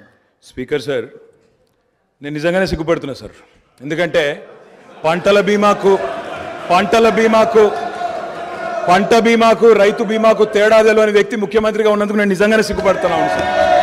పంట బీమాకు రైతు బీమాకు తేడా తెలియని వ్యక్తి మీ గొప్ప నాయకుడు, గొప్ప ముఖ్యమంత్రి. అధ్యక్ష, నేను ఒకటే మాట అంటా ఉన్నా అధ్యక్ష, వారు పర్సనల్గా చాలా దారుణంగా ఒక ముఖ్యమంత్రిలాగా కాకుండా ఏదో పిసిసి అధ్యక్ష పదవుల్లో అక్కడ గాంధీ భవన్లో కూర్చుని ఒక ప్రెస్ మీట్లో మాట్లాడినట్టు స్వీపింగ్ రిమార్క్స్. అధ్యక్ష, ఇవాళ ఆయన ఒక గౌరవమైన రాజ్యాంగబద్ధమైన పదవిలో ఉన్నారు. అధ్యక్ష, నేనేమంటా ఉన్నా అధ్యక్ష, చెప్పాలి, గుర్తు చేయాలి, ఆయన గుర్తులేదు. నేనేమంటున్నా అధ్యక్ష, నేరెళ్లలో ఏదో జరిగింది, శాండ్ మాఫియా అని ఇష్టం వచ్చినట్టు మాట్లాడుతున్నారు. నేను ఒకటే అడుగుతున్నా అధ్యక్ష, 2004 నుంచి 14 వరకు 2004 నుంచి 14 వరకు శాండ్ మీద ఈ రాష్ట్రంలో, ఆంధ్రప్రదేశ్ రాష్ట్రంలో, తెలంగాణ ప్రాంతంలో వచ్చిన ఆదాయం మొత్తం రాష్ట్రానికి సమకూరిన ఆదాయం 39.5 కోట్లు అధ్యక్ష. అంటే సంవత్సరానికి 4 కోట్ల ఆదాయం కూడా రాలే. అదే 2014 నుంచి 2023 వరకు అధ్యక్ష ఈ రాష్ట్రానికి శాండ్ మీద వచ్చిన ఆదాయం 5,000 కోట్ల పైచిలకు అధ్యక్ష. 4 కోట్లు కూడా ఆదాయం లేని నాడు శాండ్ మాఫియా ఎవరు సార్? కాంగ్రెస్ పార్టీదా? కాంగ్రెస్ పార్టీల జేబులు, నాయకుల జేబులు నిండినాయా? ఎవరి జేబులు నిండినాయండి? ఆనాడు శాండ్ ఆదాయం ఎక్కడ పోయింది అధ్యక్ష? ఇంకోటి, నేరెళ్లలో ఎవరో తొక్కిచ్చారు, ఎక్కిచ్చారు అధ్యక్ష. ఇదే పాత చింతకాయ పచ్చడి లాంటి మాటలు స్వయంగా ఈరోజు కాదు అధ్యక్ష, వాళ్ళు ప్రతిపక్షంలో ఉన్నప్పుడు కూడా చెప్పినారు. ఇది 2018కి ముందు చెప్పినరు, తర్వాత చెప్పినరు. ఆయన చెప్పిన నేరెళ్లలో కూడా మా పార్టీకి అభ్యర్థిగా నాకే మెజారిటీ ఇచ్చి ప్రజలు మళ్ళొక్కసారి బ్రహ్మాండంగా గెలిపించి వాపసు పంపినారు అధ్యక్ష. ఒక మాట అధ్యక్ష, నేరెళ్లలో ఏదైనా తప్పు జరిగింటే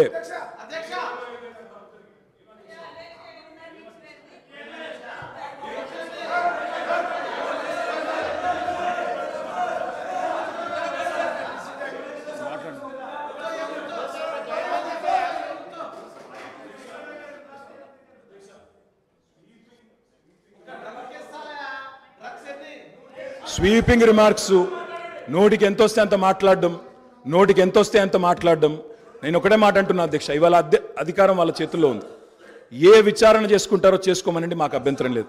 కానీ ఇష్టం వచ్చినట్టు స్వీపింగ్ జనరలైజేషన్లు చేసుకోవడం, నోటికొచ్చినట్టు మాట్లాడడం, ఇది ఒక ముఖ్యమంత్రి పదవి స్థాయిలో ఉండే వ్యక్తికి తగదు.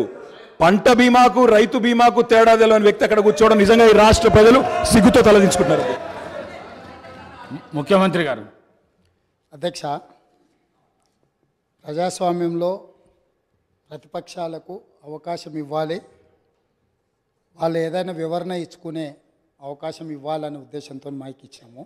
మైక్ ఇవ్వండి అని మిమ్మల్ని రిక్వెస్ట్ చేసినా మీరు వారికి ఇచ్చిండ్రు, పెద్ద మనసు చేసుకొని. దాని ద్వారా ప్రజలకు ఏమైనా ఉపయోగపడేది కానీ నేను మాట్లాడిన అంశాలలో ఏమైనా తప్పులు ఉంటే వాటిని ప్రస్తావించుంటే డెఫినెట్గా అవకాశాన్ని వారు సద్వినియోగం చేసుకున్నాడు. కానీ వారు ఏం మాట్లాడుతారు, మళ్ళీ అక్కసు వెళ్ళగక్కుతున్నాడు. ఎందుకనంటే అక్కడేదో మేనేజ్మెంట్ కోటాలో నేను కూర్చుందాం అనుకుంటే ప్రజల నుంచి వచ్చిన ఆయన కూర్చున్నాడు కాబట్టి నేను చూసి ఓర్వలేకపోతున్నా అని కుళ్ళుగా అనిపిస్తుంది తప్ప దాంట్లో ఏమైనా ఉందా అధ్యక్ష? సరే, ఏదేమైనా అధ్యక్ష, గత ప్రభుత్వము ఎంత గొప్పలు చెప్పుకున్నా కొన్ని వాస్తవాలను ప్రజలు కూడా గమనిస్తున్నారు. మీ ద్వారా వాళ్ళు ఆ సమయంలో మరి గుర్తుందో లేదో ఇప్పుడు గుర్తు చేయదలుచుకున్న అధ్యక్ష, 10వ తరగతి ప్రశ్నాపత్రాలు వాట్సాప్లలో తిరుగుతూ 10వ తరగతి పరీక్షలే నిర్వహించలేని అసమర్థ ప్రభుత్వం ఆనాడు ఉండే. 12వ తరగతి అంటే ఇంటర్మీడియట్ ప్రశ్నాపత్రాలు చక్కగా దిద్ది ఫలితాలు ప్రకటించలేక ప్రభుత్వం ప్రైవేటు వ్యక్తులకు, ఆనాటి మంత్రివర్గంలో ఉన్న కీలకమైన వ్యక్తి యొక్క మిత్రులకు ఆ కాంట్రాక్టు కట్టబెట్టడంతో సిజీజీ నుంచి తప్పించి అనుభవం లేని వాళ్లకు మిత్రులకు కట్టబెట్టడంతో అందులో జరిగిన ఫలితాల అవకతవకలలా 25 మంది నోనోగు మీసాల యువకులు ఆత్మహత్యలు చేసుకున్నారు. ఈ చావులకు ఆనాటి ప్రభుత్వం కారణం కాదా? ఇవి ప్రభుత్వ హత్యలు కాదా? ఇది పక్కన పెడితే అధ్యక్ష, డెఫినెట్గా తొందర ఏం లేదు అన్నీ. అది కాకుండా అధ్యక్ష, తెలంగాణ పబ్లిక్ సర్వీస్ కమిషన్ మీకు తెలుసు ఎంత ప్రతిష్టాత్మకమైన సంస్థ, ఎంత బాధ్యతగా పరీక్షలు నిర్వహించాలి, ఎంత బాధ్యతాయుతంగా వ్యవహరించాలి. ఈ వ్యవహారాలన్నిటిని పరీక్షలు నిర్వహించే తెలంగాణ పబ్లిక్ సర్వీస్ కమిషన్ నిర్వహించిన పరీక్షలు, ప్రశ్నాపత్రాలు చివరికి జిరాక్స్ సెంటర్లలో ఎక్కడ పడితే అక్కడ అగ్వకు సగ్వకు ఎట్లా పడితే అట్లా అమ్ముకునే పరిస్థితి వచ్చి, ఇది మేం చెప్పింది కాదు, పంపకాలలో పంచాయతీ వచ్చి వాళ్ళే ఫిర్యాదులు చేసుకొని ఈ ప్రభుత్వం గొప్పగా మేము కనిపెట్టినామన్నారు. ఈ ప్రభుత్వం ఏమన్నది, ఇది ప్రతిపక్షాలు కనిపెట్టింది కాదు, ప్రతిపక్షాలు చెప్పింది కాదు, మేమే గుర్తించినాం, మేమే ప్రశ్నపత్రాలు అమ్ముతుంటే పట్టుకున్నాం, మేమే కేసులు కట్టినాం అన్నారు. సంతోషం, మీరే అమ్ముకున్నారు, మీరే గుర్తించారు, మీరే పట్టుకున్నారు, మీరే కేసు కట్టారు. కానీ బాధ్యులను ఎవరిని చేసిండ్రు అధ్యక్ష? ఎవరిని బలి చేసిండ్రు? ఈరోజు బాధ్యులైన అందులో ఉండే సభ్యుల నియామకం విషయంలో, చైర్మన్ విషయంలో హైకోర్టు ఇచ్చిన తీర్పేంది? నిజంగానే ఈ ప్రభుత్వం బాధ్యత ఉంటే 30 లక్షల మంది నిరుద్యోగ యువకులు ఈరోజు ఉద్యోగ ఉపాధి అవకాశాల కోసం 10 సంవత్సరాల నుంచి చిక్కడపల్లి సెంట్రల్ లైబ్రరీలోనో లేకపోతే దిల్సుఖ్నగర్లోనో గౌలిగూడలో లేకపోతే ఈరోజు అమీర్పేట్ చౌరస్తాలో కుకట్పల్లి చౌరస్తాల్లో ఈరోజు కోచింగ్ సెంటర్ల అశోక్ నగర్ చౌరస్తాల్లో లక్షలాది మంది విద్యార్థులు ఈరోజు ఉద్యోగ ఉపాధి అవకాశాల కోసం పోటీ పరీక్షలకు గ్రామాలలో ఉన్న తల్లిదండ్రులు రూపాయి కూడబెట్టి ఈరోజు వాళ్ళని ఇక్కడ పెట్టి చదివిస్తే 10 సంవత్సరాలల్లా ప్రభుత్వంలో ఉన్న ఉద్యోగ ఖాళీలను భర్తీ చేయకపోను బాధ్యతారహితంగా నిర్వహించడం వల్ల ఆ ప్రశ్నపత్రాలు లీక్ అయి బజార్లలో పల్లి బఠానీలు అమ్ముకుంటుంటే దానికి సంబంధించిన చర్యలు తీసుకొని బోర్డును రద్దు చేసి కొత్త బోర్డును బాధ్యతారహితంగా నిర్వహించాల్సిన ఈ ప్రభుత్వం ఆనాడు ఆ చర్యలు చేయలే. ఎన్నికల్లో వచ్చినప్పుడు వాళ్ళని కొంతమంది విద్యార్థులను పిలుచుకొని కూర్చొని మాట్లాడి మంత్రి గారు చెప్తారు, అవును తప్పు జరిగింది మళ్ళీ మూడోసారి అవకాశం ఇస్తే మిమ్మల్ని నిండా ముంచుతామని వాళ్ళకి మాటలు చెప్తున్నారు. తప్పు జరిగిందని మీరు గుర్తించినప్పుడు, మీ పాత్ర అందులో లేనప్పుడు పాత్రులైన బాధ్యులైన వాళ్ళ మీద చర్యలు తీసుకోవడానికి మీరు ఆ పరీక్షలను నిర్వహించిన వాళ్ళ మీద బోర్డులో నియమించిన సభ్యులకు అర్హత లేదు అని కోర్టు కూడా ప్రభుత్వానికి సూచన చేసినప్పుడు యుద్ధ ప్రాతిపదికన చర్యలు ఎందుకు తీసుకోలేదు? దీనికి కారణం మీరు కాదా? ఇలాంటి 10వ తరగతి పరీక్ష నిర్వహించలేనోళ్ళు, 12వ తరగతి పరీక్షల పేపర్లు దిద్దలేనోళ్ళు, తెలంగాణ పబ్లిక్ సర్వీస్ కమిషన్ ద్వారా ప్రభుత్వ ఉద్యోగ నియామకాలు చేపట్టలేనోళ్ళు ఖచ్చితంగా సిగ్గుతో తల వంచుకోవాల్సిందే. తెలంగాణ సమాజానికి క్షమాపణ చెప్పి తీరవలసిందే అధ్యక్ష. అదేవిధంగా అధ్యక్ష ఇంకొక మాట చెప్పదలుచుకున్న అధ్యక్ష, స్కూల్ ఎడ్యుకేషన్ మీద ఇచ్చిన రిపోర్ట్లో నేషనల్ అచీవ్మెంట్ సర్వే ర్యాంకింగ్ 31 అధ్యక్ష. అంటే ఇంకా కింద ఏది లేదు అధ్యక్ష. అసలు నేషనల్ అచీవ్మెంట్ సర్వే స్కూల్ ఎడ్యుకేషన్కి సంబంధించి తెలంగాణ రాష్ట్రానికి ఉన్న ర్యాంక్ ఏంటంటే 31. రాష్ట్రాలే కాదు యూనియన్ టెరిటరీల కంటే కూడా అధ్వానంగా తెలంగాణ రాష్ట్ర విద్య ఉంది అని అంటే ఈ తప్పకుండా వాళ్ళు తల వంచుకోవాల్సిందే, సిగ్గుపడాల్సిందే అధ్యక్ష. అదేవిధంగా అధ్యక్ష పదే గతంలో మీరు ఇది మాట్లాడినరు, గతంలో అది మాట్లాడినరు, గతంలో మీరు తెలంగాణకు వ్యతిరేకం లేకపోతే మీరు తెలంగాణ ప్రజలప్పుడు అడిగినప్పుడు ఇయ్యలేదు, గత కాంగ్రెస్ ప్రభుత్వంలో జరిగిన తప్పిదాలకంతా ఇక్కడున్న వాళ్ళే కారణం, మీరు బాధ్యత వహించాలి అంటారు. నేను ఒక్క మాట మీ ద్వారా చెప్పదలుచుకున్నా అధ్యక్ష. ఉమ్మడి రాష్ట్రంలో సమైక్య పాలనలో 16 మంది ముఖ్యమంత్రులుగా 16 సార్లు ముఖ్యమంత్రులుగా ఉన్నవాళ్ళు ఎవరు ఈ ప్రాంతానికి సంబంధించి న్యాయం చెయ్యలేదు, ఇక న్యాయం జరగదు అన్న ఆలోచన వచ్చి తెలంగాణ ప్రజలందరూ తెలంగాణ జేఏసీ కింద కోదండరామ్ గారి నాయకత్వంలో అన్ని రాజకీయ పార్టీలు ఏకమయ్యి ఒక్క పాటలో నడిచి, అది మిలియన్ మార్చ్ కావచ్చు, సకల జనుల సమ్మె కావచ్చు, అనేక రూపాలలో ఉద్యమాలను నిర్మించడం ద్వారా ఆనాడు సహకరించని పార్టీలను కూడా కాంగ్రెస్ పార్టీ మాట్లాడి కాంగ్రెస్ పార్టీ లోక్సభలో శ్రీమతి సోనియా గాంధీ గారు యూపీఏ చైర్పర్సన్ గారి నాయకత్వంలో మన్మోహన్ సింగ్ గారు ప్రధానమంత్రిగా ఉన్నప్పుడు తెలంగాణ రాష్ట్రాన్ని మేము ఏర్పాటు చేసిన మాట వాస్తవం కాదా? ఈ తెలంగాణ రాష్ట్రం ఉక్కు సంకల్పంతో ఆనాడు 2004 సంవత్సరంలో శ్రీమతి సోనియా గాంధీ గారు కరీంనగర్ గడ్డ మీద నుంచి ఈ ప్రాంత ప్రజలకు ఇచ్చిన మాట నిలబెట్టుకోవడానికి మాట తప్పని మడమ తిప్పని నాయకురాలుగా తెలంగాణకు ఆనాడు ఇచ్చిన గ్యారంటీని ఎన్ని కష్టాలు, ఎన్ని నష్టాలు, ఎన్ని ఇబ్బందులు ఎదుర్కొన్న 4 కోట్ల తెలంగాణ ప్రజలకు తెలంగాణ రాష్ట్రాన్ని ఇచ్చి మాట నిలబెట్టుకున్న నాయకురాలు సోనియా గాంధీ గారు. ఇది నేను కాదు, వాళ్ళ నాయకుడు ఇక్కడ నిలబడి చెప్పిండు. ఇవాళ వాళ్ళకు గుర్తు లేకపోతే మీ ద్వారా మిమ్మల్ని అడుగుతున్నా, ఓ రోజు వారు ఇక్కడ నిలబడి సోనియా గాంధీ గారి దయ వల్లనే, సోనియా గాంధీ గారి ఉక్కు సంకల్పం వల్లనే ఈ తెలంగాణ రాష్ట్రం వచ్చిందన్న చెప్పిన విషయాన్ని మీరు అనుమతిస్తే ఇక్కడ కెమెరా, ఇక్కడ వీడియో పెట్టి, ఇక్కడ మొత్తం టీవీ పెట్టి మీ ద్వారా వాళ్లకు తెలంగాణ ప్రజలకు నేను చూపించదలుచుకున్న అధ్యక్ష. ఇదే కాకుండా అధ్యక్ష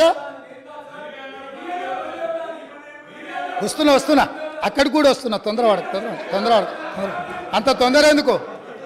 నీది కూడా మేనేజ్మెంట్ కోటానే తెలుసు కదా, ఆ గట్టిగా అరుస్తున్నాయని కూడా మేనేజ్మెంట్ కోటానే. సో అదేవిధంగా అధ్యక్ష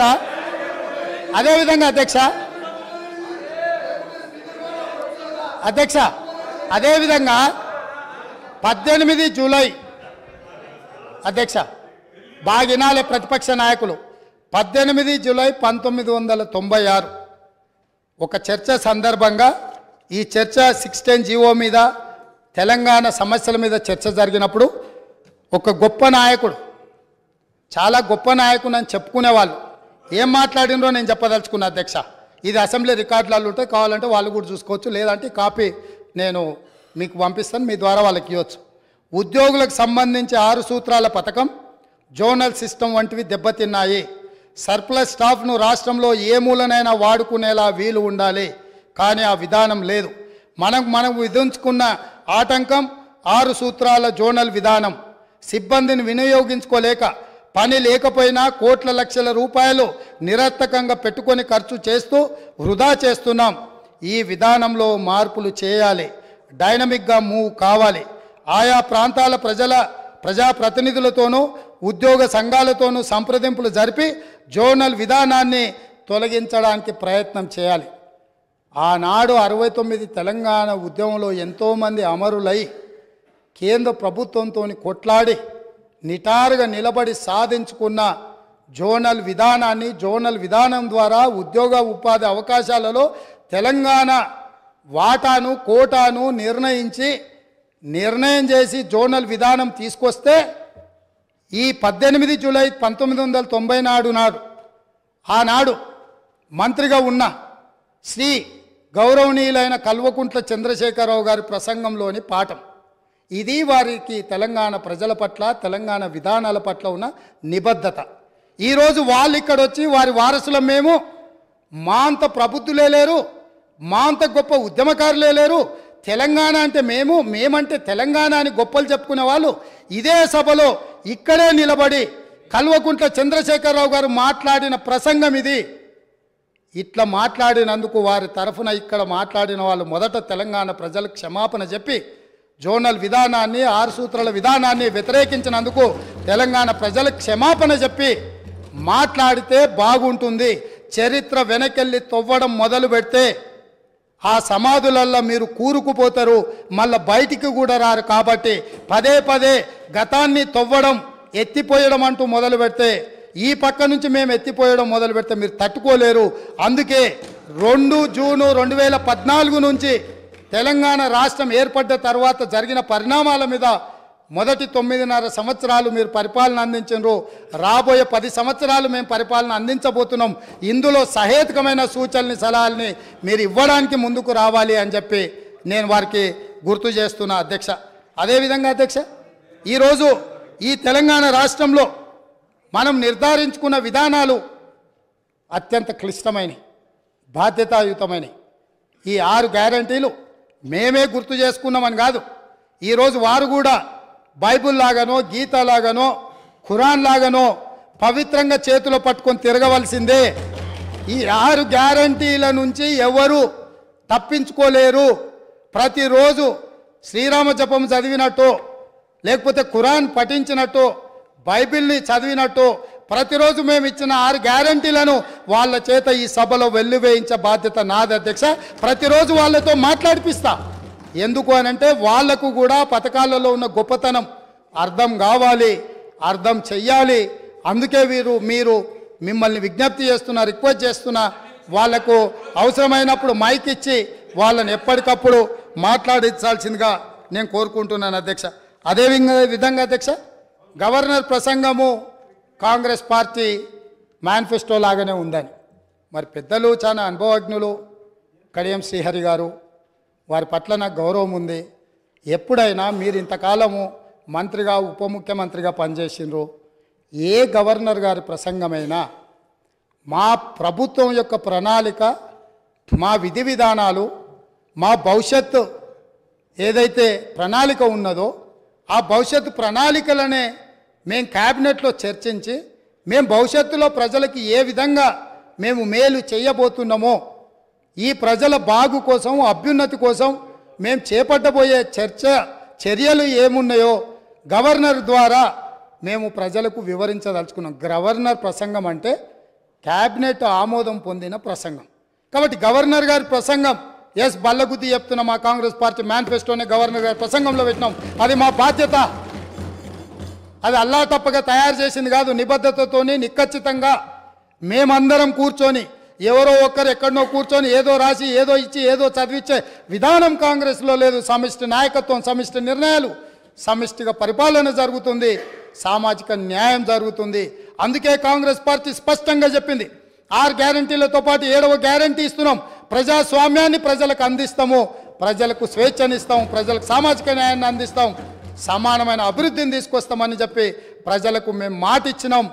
2004 నుంచి 2014 వరకు తీసుకొచ్చిన సంక్షేమ పథకాలు, అభివృద్ధి పథకాలు ఈరోజు హైదరాబాదు నగరంలో ఉన్నాయంటే ఔటర్ రింగ్ రోడ్ వాళ్ళు కట్టినరా అధ్యక్ష? అంతర్జాతీయ ఎయిర్పోర్ట్ వాళ్ళు కట్టినరా? మెట్రో రైలు వాళ్ళు కట్టినరా? హైదరాబాద్కి కృష్ణానది జలాలు వాళ్ళు తీసుకొచ్చిండ్రా? హైదరాబాద్కి గోదావరి జలాలు వాళ్ళు తీసుకొచ్చిరా? హైదరాబాద్లో ఈరోజు తీగల వంతెన మీద ఫోటోలు దిగుతున్న వాళ్ళు ఆనాడు కాంగ్రెస్ పార్టీ అధికారంలో ఉన్నప్పుడు చేసిన ప్రణాళికనే అన్న సంగతి అప్పుడే మర్చిపోయిందా? ఇవాళ మీరు నెత్తి మీద నీళ్లు చల్లుకున్నంత మాత్రాన గోదావరి తాగునీటి జలాలకు ప్రణాళిక పెట్టింది ఎవరు, ప్రారంభించింది ఎవరు, పనులు ముందుకు తీసుకొచ్చింది ఎవరు అధ్యక్ష? ప్రాణహిత చేవెళ్ల ప్రాజెక్టును ఆనాడు దేవేందర్ గౌడ్ గారు పాదయాత్ర చేసి తెలంగాణ ప్రజలకు ప్రాణహిత చేవెళ్ల ప్రాజెక్టు కావాలి అని అంటే ఒక తెలంగాణ బిడ్డగా దేవేందర్ గౌడ్ గారు కాంగ్రెస్ పార్టీ కాకపోయినా ఆనాటి కాంగ్రెస్ పార్టీ ఈ ప్రాజెక్టు ద్వారా 14 లక్షల ఎకరాలకు 38,400 కోట్ల రూపాయలతోటి నీళ్లు ఇవ్వాలని ఉక్కు సంకల్పంతో డాక్టర్ బాబాసాహెబ్ అంబేద్కర్ ప్రాణహిత చేవెళ్ల ప్రాజెక్టును ప్రారంభించారు. పెద్దలు వెంకటస్వామి గారి సూచనతోని ఆ పేరును పెట్టినరు. పనులు ప్రారంభించి చేవెళ్లలో అర్ధాంతరంగా ఆగిపోయిన పనులకు ఎవరు బాధ్యత తీసుకుంటారని నేను అడుగుతున్నా అధ్యక్ష. ఆనాడు కాంగ్రెస్ పార్టీలో ఉన్న నాయకులు చిన్నారెడ్డి గారు లాంటి వాళ్ళు మాట్లాడడం వల్ల పాలమూరు ప్రాంతానికి, రంగారెడ్డి ప్రాంతానికి సాగునీటి ప్రాజెక్టు నిర్మించాలి, సాగునీరు తాగునీరు ఇవ్వాలి అని పాలమూరు రంగారెడ్డి ఎత్తిపోతల ప్రాజెక్టుకు 2013లోనే మంజూరు ఇచ్చి పనులను సర్వేలు చేయమని ఆదేశాలు ఇచ్చి దానికి పునాది రాయి వేసింది కూడా కాంగ్రెస్ పార్టీ కాదా అని నేను అడుగుతున్నా. ఉమ్మడి రాష్ట్రంలో చివరి జీవో నెంబర్ 69 నారాయణపేట కొడంగల్ ఎత్తిపోతల పథకానికి 8.5 టీఎంసీలతో 1,500 కోట్ల రూపాయలతో 1,07,000 ఎకరాలకు సాగునీరు తాగునీరు ఆ ప్రాంతానికి అందించాలని ప్రాజెక్టు ఆమోదిస్తే నికర జలాల కేటాయింపుతోనే ఆనాడు గవర్నర్ గారు జీవో ఇస్తే ఆ జీవోను ఈనాటి వరకు తుంగలు తొక్కిపెట్టి నారాయణపేట కొడంగల్ ప్రాంతాన్ని ఎడారిగా మార్చింది వాళ్ళు కాదా? ఈ వివక్ష వీళ్ళు చేసింది కాదా అని నేను అడుగుతున్నా అధ్యక్ష. ఇదేనా ఈ తెలంగాణ రాష్ట్రంలో తెలంగాణ వాడు ముఖ్యమంత్రిగా ఉండి తెలంగాణ ప్రాంతాన్ని పరిపాలిస్తున్నాడు అన్నప్పుడు ఎందుకు మా ప్రాంతాలు వివక్షకు గురైనాయి? మా ప్రాంతాలు ఈ రోజుకి వలసల ప్రాంతంగా ఎందుకు ఉన్నది? ఈ వలసలకు, ఈ చావులకు వీళ్ళు కారణం కాదా అని నేను అడుగుతున్నా అధ్యక్ష. అదేవిధంగా ఈరోజు నేను మాట్లాడదలుచుకున్న అధ్యక్ష, తెలంగాణ రాష్ట్రంలో డ్రగ్స్ మహమ్మారి లేకుండే, తెలంగాణ ఉమ్మడి రాష్ట్రంలో డ్రగ్స్ గురించి చర్చలు లేకుండే, గంజాయి మత్తు లేకుండే, లిక్కర్ కూడా అతి తక్కువగా ఉండే. కానీ ఇవాళ ఏ పేపర్ చూసినా, ఏ టీవీ చూసినా గంజాయి మత్తులో దాడులు జరుగుతున్నాయని, సింగరేణి కాలనీలో 6 సంవత్సరాల పసిగుండను గంజాయి మత్తులో రేపు మర్డర్ చేస్తే ఈ ప్రభుత్వం అచేతనంగా ఉండిపోయింది. ఈరోజు ఈ రాష్ట్రంలో జరుగుతున్న కారణాలకు, ఈరోజు దొరుకుతున్న డ్రగ్స్కి ఈ ప్రభుత్వ వైఫల్యం కారణం కాదా? ఈ ప్రభుత్వం డ్రగ్స్కు సంబంధించి విచారణ మీద సిట్టు వేసి ఆ సిట్లో ఉన్న అధికారిని అర్ధాంతరంగా ఎందుకు బదిలీ చేసిండ్రు? అతను ఎక్కడికి పోయిండు? ఆ సిట్ ఎక్కడికి పోయింది? ఆ విచారణ ఎక్కడికి పోయిందని నేను అడుగుతున్నా అధ్యక్ష. ఈ ప్రభుత్వం యొక్క వైఫల్యాన్ని కప్పిపుచ్చుకోవడానికి, విచారణలో లోపాలను దాచిపెట్టడానికి చేస్తున్న ప్రయత్నంలో నేనే స్వయంగా ఆనాడు 2017లో తెలంగాణ రాష్ట్ర ఉమ్మడి హైకోర్టులో పబ్లిక్ ఇంట్రెస్ట్ లిటిగేషన్ వేసి ఈ విచారణ మీద ఎన్ఫోర్స్మెంట్ డైరెక్టరేటు, DRI, ఈ నార్కోటిక్స్ డిపార్ట్మెంట్ అన్నిటిని కూడా ఒక సిట్ను ఏర్పాటు చేయాలని హైకోర్టులో కేసు వేస్తే 2021 వరకు నేను కొట్లాడితే తెలంగాణ రాష్ట్ర హైకోర్టు ఈడీకి మొత్తం సమాచారాన్ని చేసిన విచారణను బదిలీ చేయమని హైకోర్టు ఆదేశాలు ఇచ్చిన ఈ రాష్ట్ర ప్రభుత్వం వివరాలన్నీ దాచిపెట్టింది అధ్యక్ష. ఆనాడు డ్రగ్స్లో ఏవైతే టెలిఫోన్లు కానీ, కంప్యూటర్స్ కానీ, ల్యాప్టాప్లు కానీ ఇతర సీజ్ చేసిన ఎక్విప్మెంట్, ఎలక్ట్రానిక్ ఎక్విప్మెంట్ని ఏది కూడా ఈరోజు వాళ్ళు ఫోరెన్సిక్ ల్యాబ్కు పంపించలేదు. వాటి మీద సరైన విచారణ జరగలేదు. ఆ వివరాలన్నీ కూడా ఈడీ అడిగితే ఇవ్వకపోతే ఈడీ డిపార్ట్మెంట్ తెలంగాణ ప్రభుత్వం మీద contempt of court case file చేసింది అధ్యక్ష. నేను అడుగుతున్న అధ్యక్ష మీ ద్వారా ప్రతిపక్షాన్ని, ఈ రాష్ట్రాన్ని పంజాబ్ రాష్ట్రాన్ని మీరు చూసిండ్రు. పంజాబ్ రాష్ట్రాన్ని ఈరోజు డ్రగ్స్ మహమ్మారి పట్టి పీడించడంతో ఈరోజు గ్రామాలల్లో పేద మహిళలు, ధనవంతులు శ్రీమంతులు కాదు, పేదలు భార్య తల్లి కూలికి పోయి సంపాదించిన డబ్బులో భర్తలను సోదరులను ఇవాళ డ్రగ్స్కి అలవాటు పడి బాధపడుతుంటే వాళ్ళకు అందులో సంపాదించిన కొంత డబ్బు పెట్టి డ్రగ్స్ కొని ఇచ్చే పరిస్థితి వచ్చింది. ఈ పరిస్థితి పంజాబ్ రాష్ట్రాన్ని నిర్వీర్యం చేసింది అధ్యక్ష. పంజాబ్లో యంగ్ విడోస్ పిన్న వయసులోనే మహిళలు వితంతువులుగా మారుతుంటే డ్రగ్స్ బారిన పడి ఈరోజు చావులను మనం కల్లారో చూస్తుంటే రాష్ట్రమే నిర్వీర్యం అయిపోతుంటే యువత డ్రగ్స్ బారిలో పడి చచ్చిపోతుంటే తెలంగాణ రాష్ట్రంలో పూర్తిగా కూకటి వేళ్లతో పెకిలించి వేయాల్సిన ఈ డ్రగ్స్ మహమ్మారి విషయంలో ఎందుకు విచారణలో ఈ ప్రభుత్వం ఆనాడు జాప్యం వహించింది, ఎందుకు నిర్లక్ష్యం వహించింది, ఎందుకు దీని మీద చర్యలు తీసుకోవడానికి నార్కటిక్ డిపార్ట్మెంట్కు, డిఆర్ఐ డిపార్ట్మెంట్కు, ఈడీ డిపార్ట్మెంట్కు ఎందుకు సంపూర్ణమైన సమాచారాన్ని ఇవ్వలేదని నేను అడుగుతున్నా అధ్యక్ష. ఈరోజు నేను టీఎస్ న్యాబ్లో ఒక అడిషనల్ డీజీ క్యాడర్ ఆఫీసర్ను పెట్టి ఎంపవర్ చేసి ఇవాళ ఈ రాష్ట్రంలో డ్రగ్స్ అనే పదం వినిపించొద్దు, ఈ రాష్ట్ర సరిహద్దులు ఎవడు గంజాయితో రావద్దు, ఎవడు వచ్చినా ఎంత పెద్దవాడైనా ఎంత గొప్పవాడైనా వాళ్ళ వెనకాల ఎవరు ఉన్నా ఊచలు లెక్క పెట్టాల్సిందే, లెక్క పెట్టియాల్సిందే అని ఈరోజు నా ప్రభుత్వం మా మంత్రివర్గ సహచరులు తీసుకున్న నిర్ణయాన్ని ఈ ప్రతిపక్షాలు అభినందించాల్సిన అవసరం లేదు అధ్యక్ష. మిగతా విషయాలలో భిన్నాభిప్రాయాలు ఉండొచ్చు, భేదాభిప్రాయాలు ఉండొచ్చు, కానీ డ్రగ్స్ మహమ్మారిని నిషేధించడానికి నిర్వీర్యమైపోతున్న యువతను, చిన్న పాఠశాలల ఆడపిల్లలు బలైపోతున్న ఈ మహమ్మారిని నిషేధించడానికి ఈ దాన్నైనా అభినందించడానికి మన ప్రభుత్వాన్ని మీరు అభినందించడానికి మీకు మనసు రాలేదా అని నేను అడుగుతున్నా అధ్యక్ష. అంటే ఈరోజు ఈ సభలో వీళ్ళందరూ మిగతా వాటిలలో వాళ్ళకి రాజకీయ కోణాలు ఉండొచ్చు, కానీ ఈ విషయంలో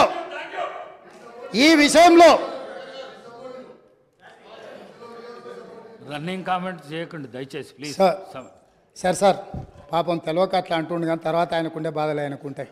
ఎందుకంటే ఎవరైతే ఈ అంశం మీద పూర్తి స్థాయిలో మాట్లాడినరో వారు బాధ్యత తీసుకొని మిగతా విషయాలలో మాకు భిన్నాభిప్రాయాలు ఉన్న డ్రగ్స్ నిర్మూలన విషయంలో, మత్తు పదార్థాలను నిషేధించడంలో, గంజాయి ఇతర మత్తు పదార్థాలను ఈ రాష్ట్ర సరిహద్దులను దాటి లోపలికి రానివ్వకుండా కంచేసి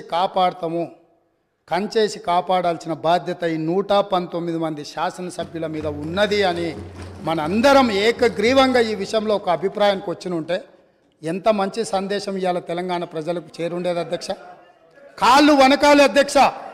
ఎవరైనా ఈ రాష్ట్రంలో గంజాయి కానీ, కొకైన్ కానీ, హెరాయిన్ కానీ ఇట్లాంటివి రకరకాల ఎన్నో పేర్లు పేర్లు పలకడానికి కూడా నాకు రాదు అధ్యక్ష. వీటన్నిటినీ 100% ఉక్కు పాదంతో అణిచివేస్తాం, ఎంత వాళ్ళున్నా బొక్కలేస్తామనే నిబద్ధతతో మా ప్రభుత్వం పనిచేయబోతుంది. దీనికైనా వాళ్ళు పూర్తి స్థాయిలో మద్దతు పలకాలి అని చెప్పి మీ ద్వారా వారికి విజ్ఞప్తి చేస్తున్నా అధ్యక్ష. అదేవిధంగా అధ్యక్ష,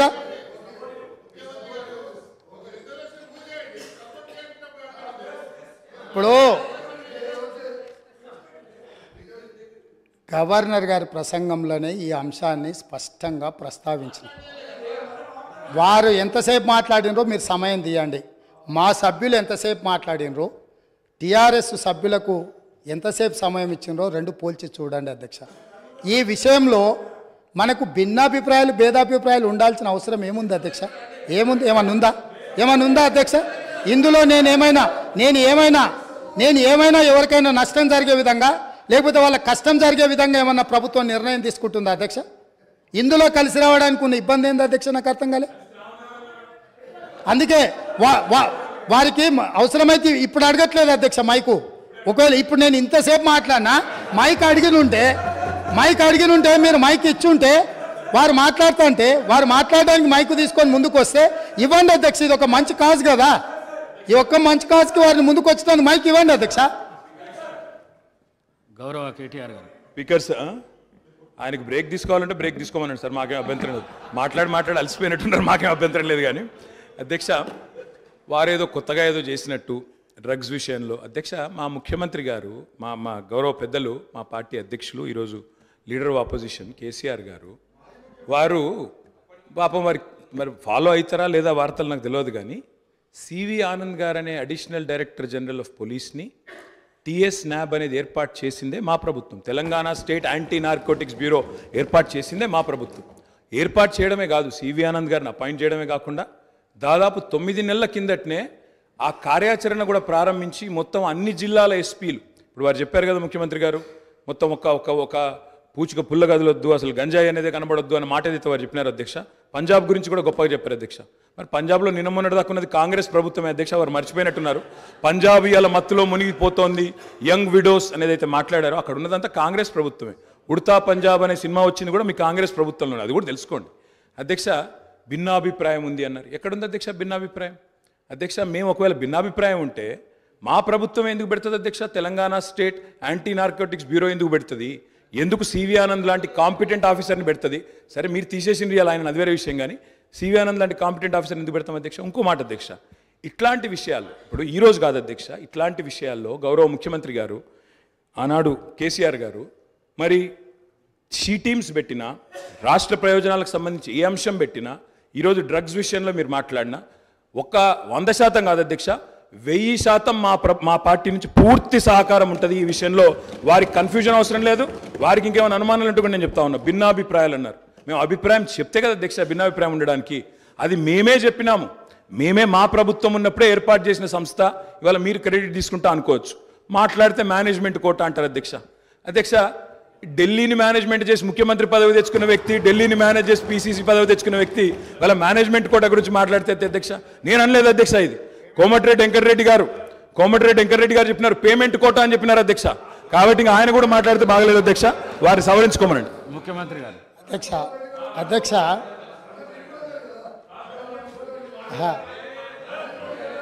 అధ్యక్ష సభ్యుడికి ఇట్లయినా పరివర్తన వస్తుందేమని నేను అనుకున్నా. స్పష్టంగా ఒక అంశానికి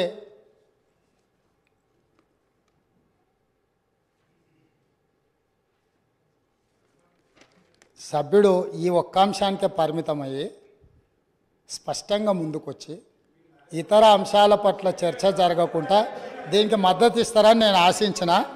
సో నన్ను నిరాశపరిచింది. మళ్ళీ సేమ్ రిటారిక్ పొలిటికల్ అలిగేషన్ చేసే ప్రయత్నం చేసిండ్రు.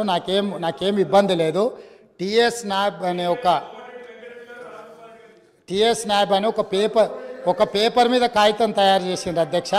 ఆ తయారు చేసిన దానికి సివి ఆనంద్ గారికి అడిషనల్ ఛార్జ్ మాత్రమే, హైదరాబాద్ కమిషనర్గా కొనసాగుతూ టిఎస్ న్యాబ్ డైరెక్టర్గా అడిషనల్ ఛార్జ్ వారు ఇచ్చిండ్రు. ఒక నిమిషం వస్తున్నా, అక్కడికి వస్తున్నారు. మీరే ఏర్పాటు చేసారు, ఏర్పాటు చేసిన దాంట్లో ఏమేం లేకుండా చేసిండ్రు కూడా అవి కూడా చెప్తాను, ఎందుకంటే మీరు మొదలుపెట్టారు కాబట్టి మొత్తం చెప్పాలి కదా.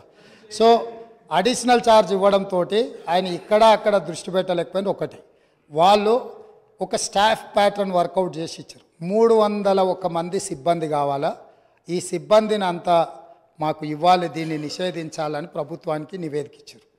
10% సిబ్బందిని కూడా వాళ్ళకి ఇవ్వలే. 29 కోట్ల రూపాయలు వాహనాల కొనుగోలు కానీ ఇతర ఆఫీస్కు సంబంధించిన అంశాలను మాకు ఏర్పరచుకోవడానికి 29 కోట్ల రూపాయలు బడ్జెట్ కావాలని రాష్ట్ర ప్రభుత్వానికి అడిగారు. ₹1 కూడా ఈ రోజు వరకు ఇవ్వలే. టిఎస్ న్యాబ్ అనే ఒక పేపర్ సంస్థను ఏర్పాటు చేసి దానికి అడిషనల్గా ఒక ఏడీజీ సిటీ కమిషనర్ గారిని పెట్టి ఆ సంస్థను నిర్వీర్యం చేసిండ్రు. కాబట్టి నేను అవన్నీ విమర్శల జోలికి వెళ్ళలే.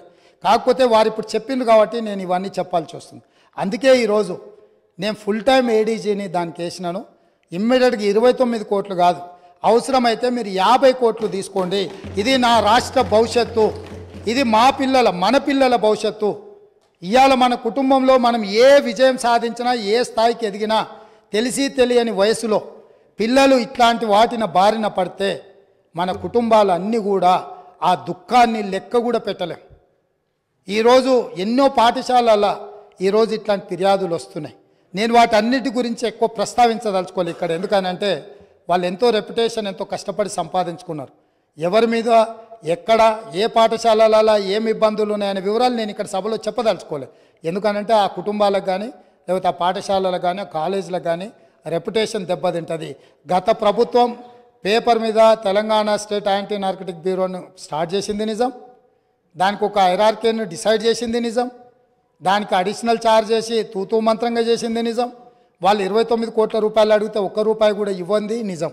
వీటన్నిటిని సమీక్షించి, అందుకే నేనేమంటున్నా అంటే ఈ ఒక్క విషయంలో విమర్శల జోలికి వెళ్ళకుండా ఈ తెలంగాణ సమాజాన్ని ఒక బలమైన సమాజంగా, ఈ తెలంగాణ సమాజం అంటే ఒక ఉద్యమాల గడ్డ, తరతరాలుగా మనము నిటారుగా నిలబడి కొట్లాడిన చరిత్ర ఉన్న గడ్డ.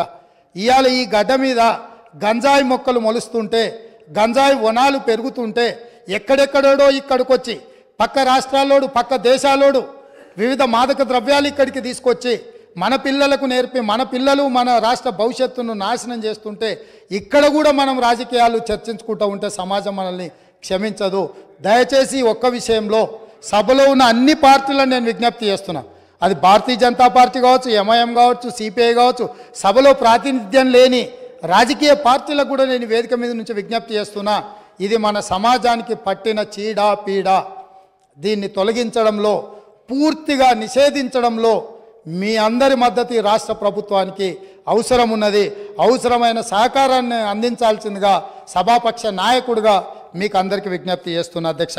అదేవిధంగా అధ్యక్ష, ఇంకా చాలా రోజులు మనం చాలా విషయాలు చర్చించుకోవాలి, మాట్లాడుకోవాలి. చాలా విషయాలు నేను ప్రస్తావించాలనుకున్న విషయాలు ఉన్నాయి. నేను ఒక మాట మీ ద్వారా 6 గ్యారంటీల విషయంలో, ఇందిరమ్మ రాజ్యంని ఏర్పాటు చేయడంలో దళితులకు, గిరిజనులకు, బడుగు బలహీన వర్గాలకు, మైనారిటీలకు, మహిళలకు, విద్యార్థులకు, నిరుద్యోగ యువకులకు, ఉద్యమకారులకు, అమరవీరుల కుటుంబాలకు 100% ఈ ప్రభుత్వంలో న్యాయం జరుగుతుంది. ఈ ప్రభుత్వము తెలంగాణ ప్రజలకు స్వేచ్ఛనిస్తుంది. ఈ ప్రభుత్వం తెలంగాణ ప్రజలకు సామాజిక న్యాయం చేస్తుంది. మా మంత్రివర్గ కూర్పు చూస్తేనే ఈరోజు సామాజిక న్యాయం ఎట్లుంటుందో మీకు అర్థమై ఉండొచ్చు. ఈరోజు ఇందిరమ్మ ఇంట్లో ఈ రోజుకు ఉన్న ఇందిరమ్మ ఇంట్లో ఈరోజు మీరు ఇక్కడ నుంచి వెళ్ళి చూడొచ్చు. ఖానాపూర్ ఎమ్మెల్యే వెడమ బొజ్జు ఆనాడు ఇందిరమ్మ ఇచ్చిన ఇంట్లోనే ఉంటూ ఈరోజు ఎమ్మెల్యేగా ఈ సభలో కాలు పెట్టిండు. ఒక బలహీన వర్గాలకు సంబంధించిన బీర్ల ఐలయ్య ఈరోజు ఇందులో కాలు పెట్టిండు. ఒక ఈర్లపల్లి శంకరయ్య షాద్నగర్ నుంచి రజక కుటుంబం నుంచి వచ్చిన వాడు ఈ శాసనసభలోకి రావడం జరిగింది. ఇట్లా చెప్పుకుంటూ వెళ్తే అత్యంత పేదలు, నిరుపేదల నుంచి వచ్చిన వాళ్లకు ప్రజలతో ఉన్న సంబంధాలు, అనుబంధాలతోని మందుల శామ్యుల్ మీరు అణిచివేసి తెలంగాణ ఉద్యమంలో ఉండి మీతో ఉద్యమంలో మొదటి నుంచి చివరి వరకు ఉన్న మందుల శామ్యుల్ని మీరు అనాథగా వదిలేస్తే 50,000 రూపాయల నగదు లేకపోయినా 52,000 ఓట్లతోని కాంగ్రెస్ పార్టీ మల్లికార్జున ఖర్గే, సోనియమ్మ గారి నాయకత్వంలో ఎమ్మెల్యేని చేసి ఈ సభలోకి మందుల శామ్యుల్ని, తెలంగాణ ఉద్యమకారుణ్ణి ఈ కాంగ్రెస్ పార్టీ తీసుకొచ్చింది అధ్యక్ష. కాంగ్రెస్ పార్టీ చిత్తశుద్ధిని ఈ దేశంలో ప్రజలు ఆలోచన చేయనప్పుడు, ఈ దేశంలో ప్రజలకు స్వతంత్రం కావాలి అని అందరికి అవగాహన లేనప్పుడే ఈ దేశ ప్రజలకు స్వేచ్ఛనివ్వాలి, స్వతంత్రం తీసుకురావాలి అని కాంగ్రెస్ పార్టీని ప్రారంభించి ఆగస్టు 15, 1947లో ఈ దేశానికి స్వతంత్రం సాధించిన పార్టీ కాంగ్రెస్ పార్టీ. నిజాం రజాకర్ల పరిపాలనలో ఉన్న ఈ ప్రాంతాన్ని విముక్తి కలిగించాలి అని సాయుధ రైతాంగ పోరాటంలో ఈ ప్రాంతంలో నిటారుగా నిలబడి వేలాది మంది నేల కొరుగుతున్నప్పుడు ఈ నేల తల్లి తడిసి ముద్దై మా కమ్యూనిస్టు సోదరులు, ఆనాటి స్టేట్ కాంగ్రెస్ సోదరులు అందరూ ఏకోన్ముఖమై రాజ్యం మీద, రాజు మీద వీరోచితంగా పోరాటం చేస్తున్నప్పుడు ఈ ప్రజలకు విముక్తి కలిగించాలి, ఈ ప్రజలకు స్వేచ్ఛనివ్వాలి, స్వతంత్రాన్ని ఇవ్వాలి అని చెప్పి ఆనాడు పండిత్ జవహర్లాల్ నెహ్రూ గారు ప్రధానమంత్రిగా ఉన్నప్పుడు కేంద్ర హోంశాఖ మంత్రి సర్దార్ వల్లభాయ్ పటేల్ ఈ ప్రాంత ఉమ్మడి హైదరాబాద్ రాష్ట్రానికి ఆ రోజు విముక్తి కలిగించి భారతదేశంలో కలుపుకొని స్వతంత్రాన్ని ఈ ప్రాంతానికి ఇచ్చిన పార్టీ కాంగ్రెస్ పార్టీ.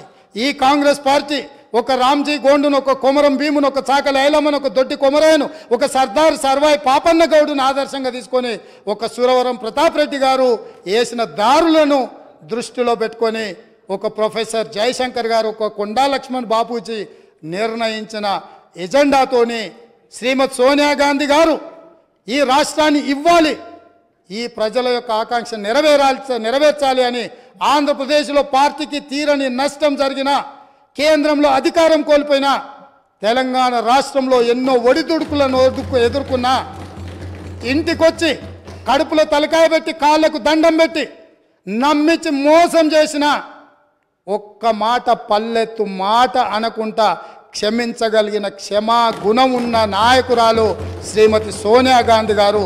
చరిత్ర పుటలలో ఎవరు కుటుంబాలు కుటుంబ సమేతంగా సపరివార సకుటుంబ సమేతంగా వెళ్ళి సోనియా గాంధీ గారి కాళ్ళకు దండం పెట్టి తర్వాత వెన్నుపోటు పొడిచిండ్రో చరిత్ర పుటలలో శాశ్వతంగా ఉంది.